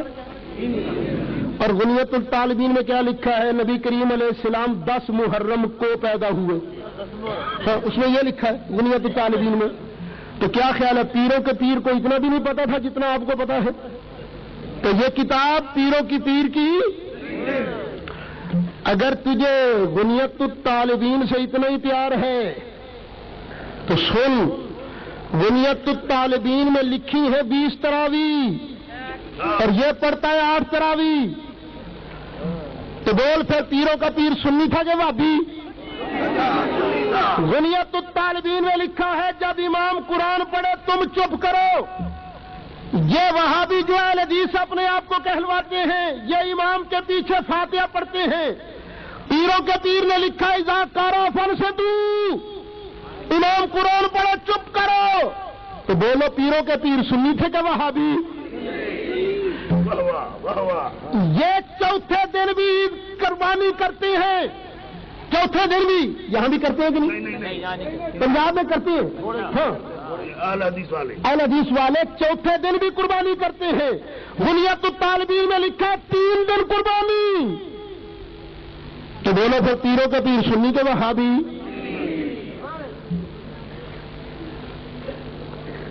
غنیت الطالبین میں لکھا ہے نبی پاک علیہ السلام نے فرمایا شیطان کے ایک بیٹے کا نام حدیث ہے۔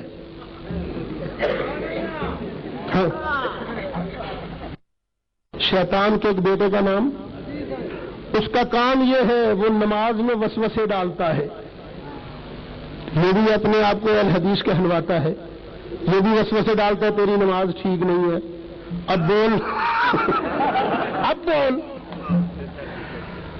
وہابی کہتا ہے الحدیث کہتا ہے رسول اللہ آ نہیں سکتے، تفسیر روح المعانی پڑھ رہا ہوں، الحاوی للفتاوی پڑھ رہا ہوں، پیروں کے پیر فرماتے ہیں میں جاگ رہا تھا اللہ کا محبوب تشریف لے آیا۔ سرکار نے فرمایا بیٹا تو واز کیوں نہیں کرتا؟ عرض کیا نانا جان یہ عربی میں اجمی میں ان کے سامنے واز کیسے کروں؟ سرکار نے فرمایا افتح فاک، ذرا منہ کھول۔ فرمایا جاگتے جاگتے، میں نے جاگتے جاگتے منہ کھولا تو نبی کریم علیہ السلام نے براہ راست 7 مرتبہ میرے منہ کے اندر اپنا لب مبارک ڈالا۔ یہ اہل حدیث آج کا وہابی کہتا ہے نبی آ نہیں سکتے، فائدہ دے نہیں سکتے، اور پیروں کے پیر فرماتے ہیں رسول اللہ آئے، رسول اللہ نے فائدہ دیا۔ اب بولو پیروں کے پیر سنی تھے کہ وہابی تھے؟ ہو گیا گزارا؟ ہاں جی۔ پھر آپ نے کہا کہ نبی کریم صلی اللہ علیہ وسلم نے فرمایا، سوال کر لیں ادھر ہوں، آپ نے فرمایا کہ نبی کریم صلی اللہ علیہ وسلم نے فرمایا علی مرتضیٰ ہر مومن کا ولی ہے اور مددگار ہے، کہ علی مرتضیٰ حضرت ابو بکر صدیق کا بھی مددگار تھا، حضرت عمر فاروق کا مددگار بھی تھا، اور حضرت عثمان غنی کا بھی تھا۔ اور حضور نے کھلنے غدیر کے موقع پر فرمایا کہ من کنت مولا فہذا علی مولا، تو پھر حضرت علی مرتضیٰ کو پہلے خلافت کا موقع کیوں نہیں دیا گیا؟ یہ اسی پر وضاحت فرمائیں مہربانی۔ من کنت مولا فہذا علی کا مولا یہ کہاں سے نکلا کہ خلیفہ بلا فصل؟ مولا کا تو معنی یہاں ہے پیارا، اگر تم خلیفہ مانا کرو تو مانا پتا کیا بنے گا؟ من کنت مولا جس کا میں خلیفہ، فہذا علی مولا تو یہ علی بھی اس کا خلیفہ، یہ مصطفیٰ کس کے خلیفے؟ اسی لیے شیعوں کو آج تک سمجھ نہیں، حدیث پوری بھی نہیں۔ آگے لفظ اللہم وال من والا وعاد من نابا، یا اللہ جو علی سے پیار کرے تو بھی اس سے پیار کر۔ تو پتا چلا یا علی، پتا چلا حدیث کا معنی یہ ہے من کنت مولا، جس کا میں مولا، جس کا میں پیارا، فہذا علی مولا، علی بھی اسے پیارا۔ یہ صرف پیار کے معنی میں ہے، خلافت کے معنی میں نہیں ہے۔ اولاد مانا کسی لغت میں اولاد مانا کسی لغت میں خلیفہ نہیں، خلیفہ نہیں ہے. ہم کہتے کر لو. اگر مولا کا مولا خلیفہ تو مولا یا اللہم والا من والا، یا اللہ جو اس کو خلیفہ مانے تو بھی اس کو خلیفہ بنا، تو سارے خلیفے بن گئے. یہ تو عقل کے خلاف ہے. ہاں جی سر گزارش یہ ہے کہ یہاں پر جتنے بیٹھے ہیں اور سوالات کرتے ہیں، ہم یہ بتاتے چلے کہ ہم بھی اہل سنت سے واسطہ رکھتے ہیں. ہمیں راستوں میں اپنے دفتروں میں یہ لوگ تنگ کرتے ہیں اور ہم سے پوچھتے ہیں. ہمارے پاس اگر اتنی تعلیم نہیں ہوتی ہے ان کو جواب آپ نہیں دے سکتے ہیں، اسی لیے ہم آپ سے پوچھتے ہیں. جس نے پہلے آپ سے سوالات کیے وہ بھی اہل سنت سے تعلق رکھتا تھا. ہم سے تقریباً یہ سوال پوچھا جاتا ہے کہ جب پہلے حضرت علی رضی اللہ تعالیٰ عنہ سے حضرت امیر مومنین رضی اللہ تعالیٰ نے یہ اپنا امیر مایا، اس کی لڑائی ہوئی تھی، اور اس کے بعد اس کے بیٹے کی امام حسن اللہ تعالیٰ اور امام حسن اللہ تعالیٰ عنہ سے لڑائی ہوئی. تو آپ اس پر وضاحت کریں کہ ان میں سے جو لڑائیاں ہوتی آئی ہیں پہلے بھی بعد میں بھی، تو سچا کون تھا ان میں؟ یہ تو سب جانتے ہیں حضرت علی جو حضور پاک صلی اللہ علیہ وسلم کے گھرانے سے واسطہ رکھتا تھا وہ سچائی تھا، مگر یہ جو لڑائی ہوتی ہے حکومت کی طرف سے، یہ اس پر آپ ذرا وضاحت فرمائیں. شکریہ.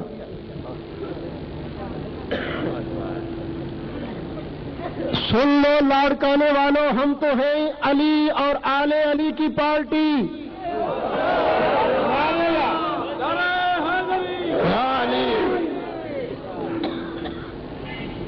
جتنی دیر تک حضرت علی مرتضیٰ سے حضرت امیر معاویہ کی لڑائی رہی، ہم مولا علی کی پارٹی. ہم کہتے ہیں حضرت امیر معاویہ غلطی پر تھے اجتہادی. حضرت علی کی شہادت کے بعد امام حسن آ گئے. اب ہم آل علی کی پارٹی، آل نبی اولاد علی کی پارٹی. ہم پھر امام حسن کے ساتھ 6 مہینے تک حضرت امام حسن اور حضرت امیر معاویہ کی لڑائی رہی. ہم کس کی پارٹی؟ امام حسن کی. ہم کہتے ہیں ان 6 مہینوں میں بھی حضرت امیر معاویہ غلطی پر تھے، اجتہادی غلطی. لیکن 6 مہینے کے بعد میرے امام حسن نے کر لی صلح. جب صلح کر لی اب ہم کس کی پارٹی؟ امام حسن کی. ہم نے کہا ہمیں نہیں پتا تم لڑے کیوں تھے، صلح کیوں کی تھی، ہم تو بس آپ کی پارٹی ہے، جن کے ساتھ لڑو گے ہماری لڑائی، جب صلح کر لو گے ہماری صلح. جب امام حسن نے صلح کر لی حضرت امیر، اب کوئی میں بغیرت تھوڑی ہوں کہ میں صلح نہ کروں. میں نے کہا امام جب تک تم لڑتے رہے ہم بھی لڑتے رہے، جب تم نے صلح کر لی ہم نے صلح کر لی. پھر صلح کے بعد امام حسن مجتبی نے حضرت اپنی شہادت تک کبھی امیر معاویہ سے لڑائی نہیں کی. جب بعد میں کبھی لڑائی نہیں کی تو ہم لڑائی کیوں کریں؟ حضرت امام حسن کی شہادت کے بعد امام حسین آ گئے. امام حسین رضی اللہ عنہ نے بھی پھر اس کے بعد حضرت امیر معاویہ کے ساتھ لڑائی نہیں کی، ہم کیوں کریں؟ حضرت امیر معاویہ کی وفات کے بعد یزید آ گیا. امام حسین نے تلوار کھڑی کر لی، ہم نے بھی تلوار کھڑی کر لی. ہم نے کہا آل نبی اولاد علی، جن کے ساتھ تمہاری صلح ہماری صلح، جن کے ساتھ تمہاری لڑائی ہماری لڑائی. کیا خیال ہے؟ شکریہ جی. پنجاب کا بزرگ ریاض احمد گور شہری کوٹلی میں آستانہ ہے اس کا، وہ کہہ رہا میری چاند میں تصویر نظر آتی ہے، آج اس میں روشنی ڈالے. وہ ایک روشنی تازہ تازہ بھی آئی ہے وہاں.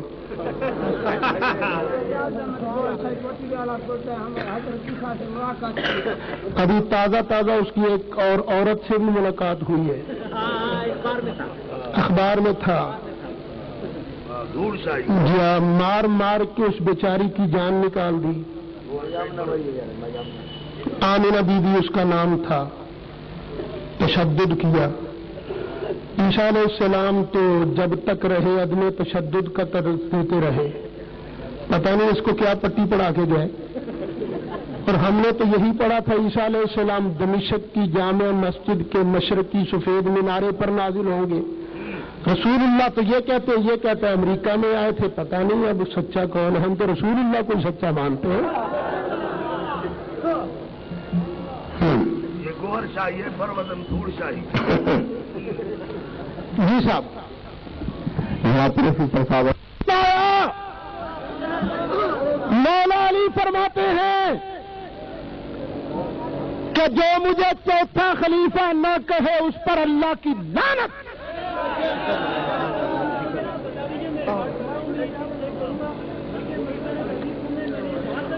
मैंने कहा अबू बकर सिद्दीक के खिलाफ कोई बात नहीं मिलती, अगर मिलती है तो बोलो। दूसरा, अगर ये कहते हो कि मौला अली के खिलाफ कोई बात नहीं है, हम सुन्नी है, वादी नहीं है, वगरना मौला अली के खिलाफ भी बहुत कुछ मिलता है। हदीसों की बातें हो रही है। एक मुस्तनद हदीस में अबू बकर सिद्दीक के खिलाफ बात नहीं है।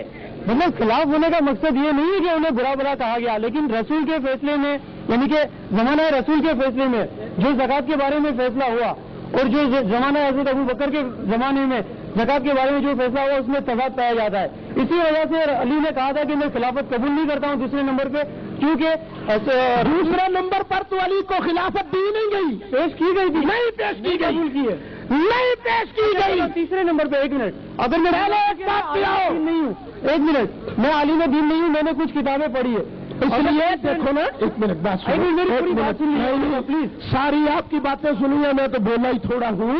मौलाना साहब एक मिनट देखें, मैं तो बात खत्म कर रहा हूँ। मेरा पीर अली, ये तो है सीधी सी बात है ना कि अली है, मेरा पीर अली, मेरे पीर ने अबू बकर से लड़ाई की। देखो ना, एक मिनट सोचो, ठंडे दिल से सोचो, मेरे पीर ने अबू बकर से लड़ाई की। तो तीसरे नंबर पे, तीसरा नंबर तो बाद में आ गया, पहला नंबर तो निपटा ले। एक मिनट, उस वक्त जो अली ने कहा, अली पाक ने अबू बकर सिद्दीक से लड़ाई की। साहब ये देखिए, ये बच्चों की कोई क्लास नहीं लगी है, आप भी क्लास लगाने के लिए देखिए ना। साहब एक मिनट, देखिए गुस्से की बात नहीं है, बात हो रही है सवाल जो ये वाहिद मौलवी है, सीओ में भी ऐसा नहीं मिलेगा। मौलाना साहब जो चौक में खड़ा होकर कहे मुझ पर सवाल करो, आलिम नहीं हूँ, सुनिए मैं आलिम नहीं हूँ, लेकिन जहाँ तक मेरी स्टडी है इसमें ये मिलता है कि तीसरे नंबर पर जब शूरा के कुछ बंदों ने, 6 बंदे थे या जो भी थे, उन्होंने अली के आगे खिलाफत पेश की और ये शर्त रखी कि मैं आपको अली खिलाफत पेश की जाती है, आप हकदार हो इस चीज के, लेकिन शर्त यह है कि किताबुल्लाह, सुन्नत रसूल और सुन्नत शेखैन पे अमल करना होगा। अली ने यह कहकर क्यों रद्द कर दी कि मैं किताबुल्लाह, और यह ज़ईफ बात है, किताब रसूल शेखैन वाली बात नहीं हुई, ज़ईफ बात है। मैं कह रहा हूं शेखैन का इनकार किया, शेखैन की सीरत पर अमल का इनकार, ये बिल्कुल ज़ईफ बात है, मन घड़त है। इस तरीके से जल्दी लोग कमाल है। अब देखिए, अली मुर्तजा ने शेखैन के तरीके पर अमल किया। फदक के मसले में अली पाक ने किसके कानून पर अमल किया? बोलो भाई, मैं आलिम नहीं हूँ। एक मिनट, ये क्या बात हुई? अब मैं आलिम नहीं हूँ। एक मिनट देखिए, अली मुर्तजा ने जो सवाल है मेरे, फदक के मसले में अबू बकर की सीरत पर अमल किया था।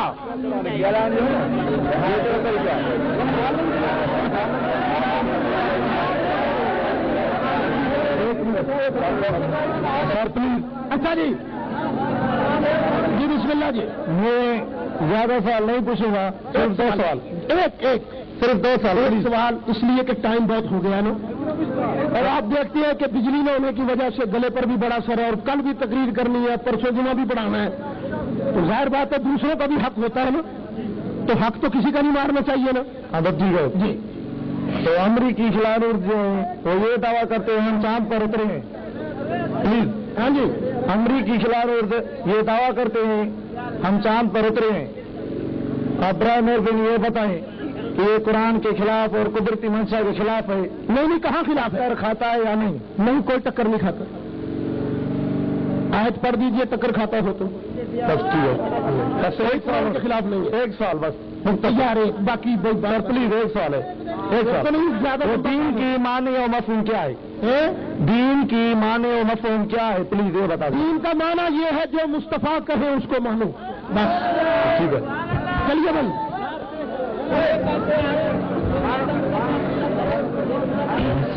سوال کرنے میں پہلے ایک نعرے کا جواب دیے، نعرے تکبیر، نعرے رسالت، نعرے حیدری، مرشد حسین۔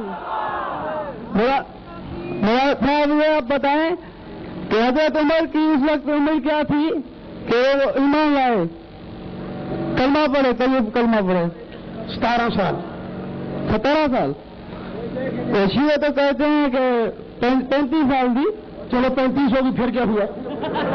اس میں کیا جھگڑا ہے؟ مسلمان تو ہو گئے تھے نا، بس ٹھیک ہے جی۔ بسم اللہ، ادھر ان کا نمبر کرا، یہ بڑی دیر سے آپ بعد میں یہ بڑی دیر سے کھڑے ہیں جی۔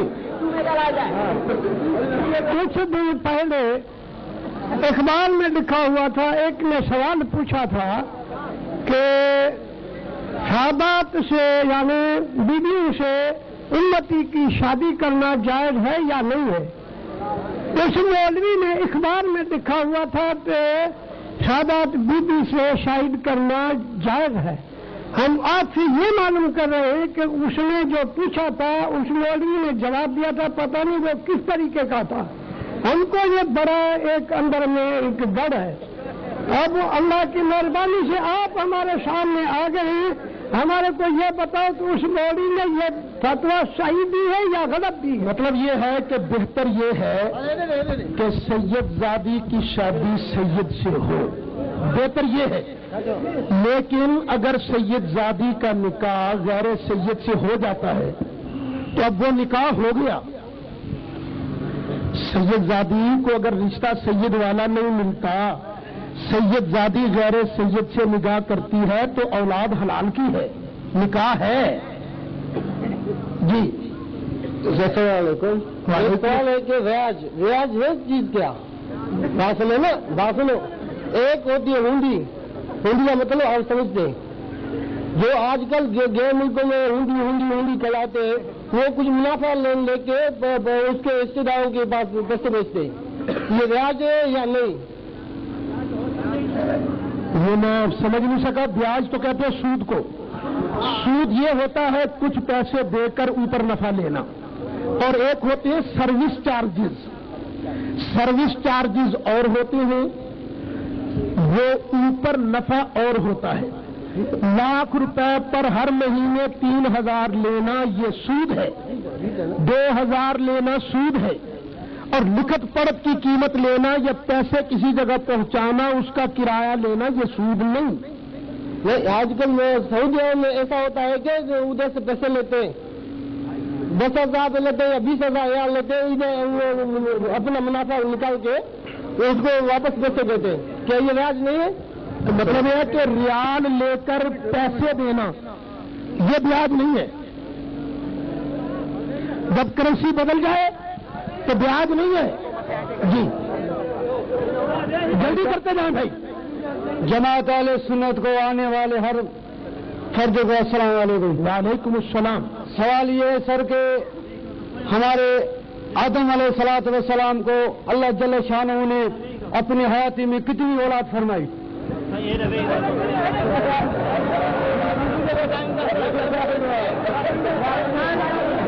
سوال یہ کیا گیا ہے کہ آدم علیہ السلام کو اللہ نے اپنی حیاتی میں کتنی اولاد کی؟ اللہ تو ابھی تک حیات ہے، نہیں یہ ساری اولاد آدم علیہ السلام کی ہے۔ ہاں اس ٹائم میں آدم علیہ السلام حیات تھا، اس ٹائم پر اس نے اللہ تعالیٰ کی کتنی اولاد تھی؟ اس کو کافی اولاد تھی، میں نے گنی نہیں ہے۔ کوئی کچھ کہتا ہے، کوئی کچھ کہتا ہے۔ ہاں جی، آپ کی میں نے ایک پیری پڑھی تھی کہ اشرف علی تھانوی کافر ہیں، وہ جو ان کو اپنا پیر مانتے ہیں وہ کیا ہیں، اور اشرف علی تھانوی کیسے کافر ہیں، ان کے کیا عقیدے تھے؟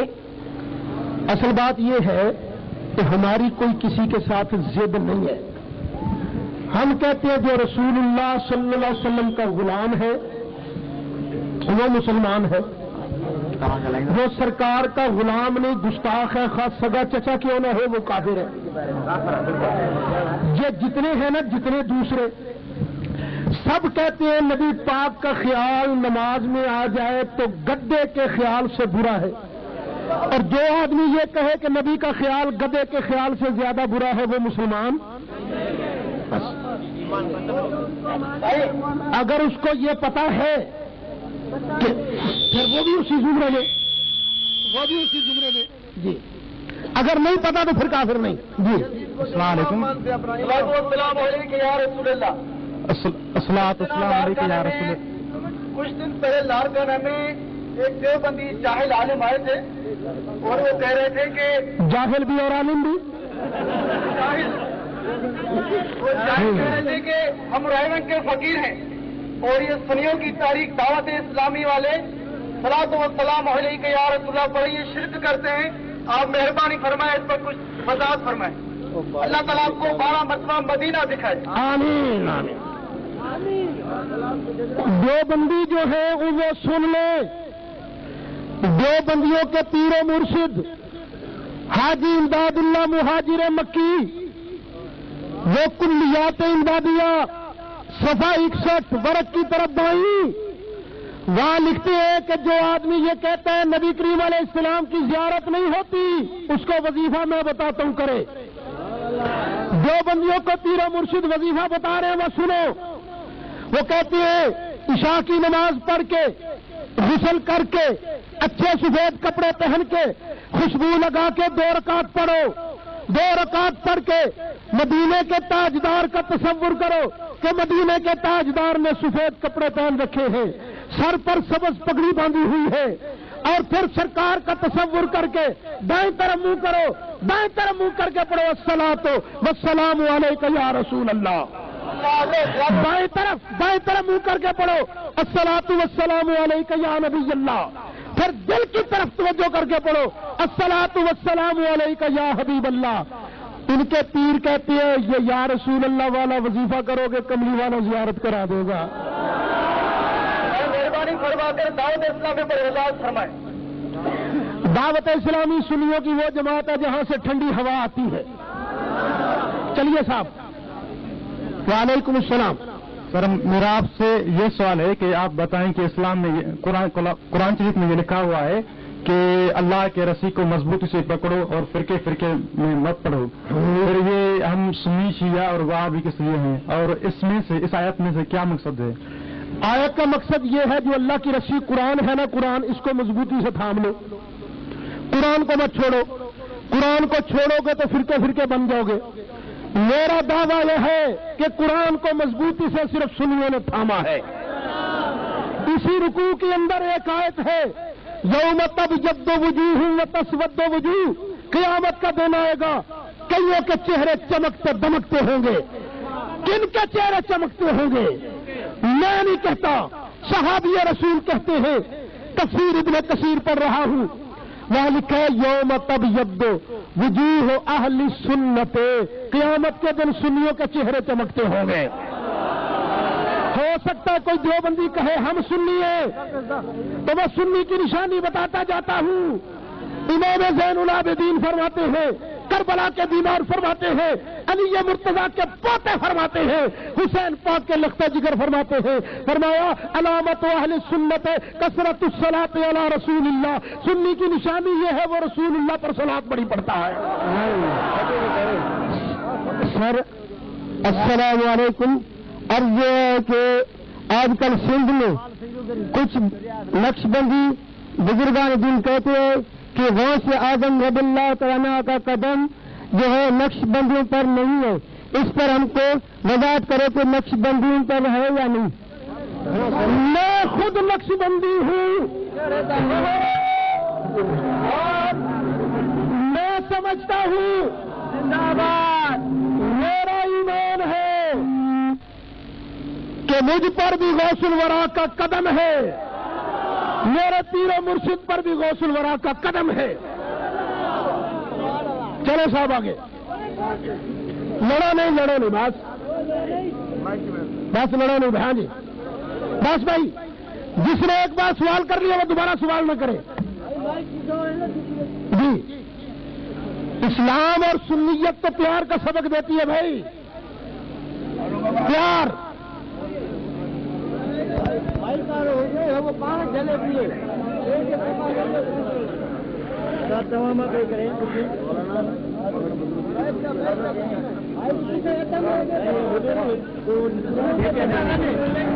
سوال یہ ہے نبی کریم علیہ السلام کی بیٹیاں کتنی تھی؟ شیعہ کی کتاب ہے اصول کافی، کتاب التاریخ اٹھا کر دیکھیے، وہاں لکھا نبی پاک کی بیٹیاں حضرت خدیجہ الکبریٰ کے بطن سے 4، وہاں لکھے ایک زینب، دوسری رقیہ، تیسری ام کلثوم، چوتھی فاطمہ. بابا نے بدھو خیال کرے بدھو نے بابا نے بس کرے وے ہو چپ کرے وے ہو بدھو. ارے ہل بابا نے میں بھی ہے لو ہانے جی ٹائم کافی گزری چکو ہے. مولوی صاحب جن جيڪڏهن ڪنهن کي بنا سوال ڪرڻو هجي ته انشاءالله اهي سڀ جواب ڏيندا. وری ڪنهن ٻئي موقعي تي ساñي کي عرض ڪنداسين ته انشاءالله پوءِ تव्हां ڪجهه تيار به ٿي اچجو ۽ اهڙي شيء نه پڇو جو نفرت پیدا ٿئي ۽ پاڻ ۾ جيڪڏهن سني هجن هڪ ٻئي کي نشانو بنائن ته मां قادری فلاڻو نقشبندي حضور فرمائندا تو ظلم المومنین خیرا بے مومن میں گمان صحیح رکھندا کयो غلط گمان نہ کندا کयो. تنहिंजे करे سوال अहिड़ो हुजे जेको कंहिंजी दिल आज़ारी न थिए. हा चओ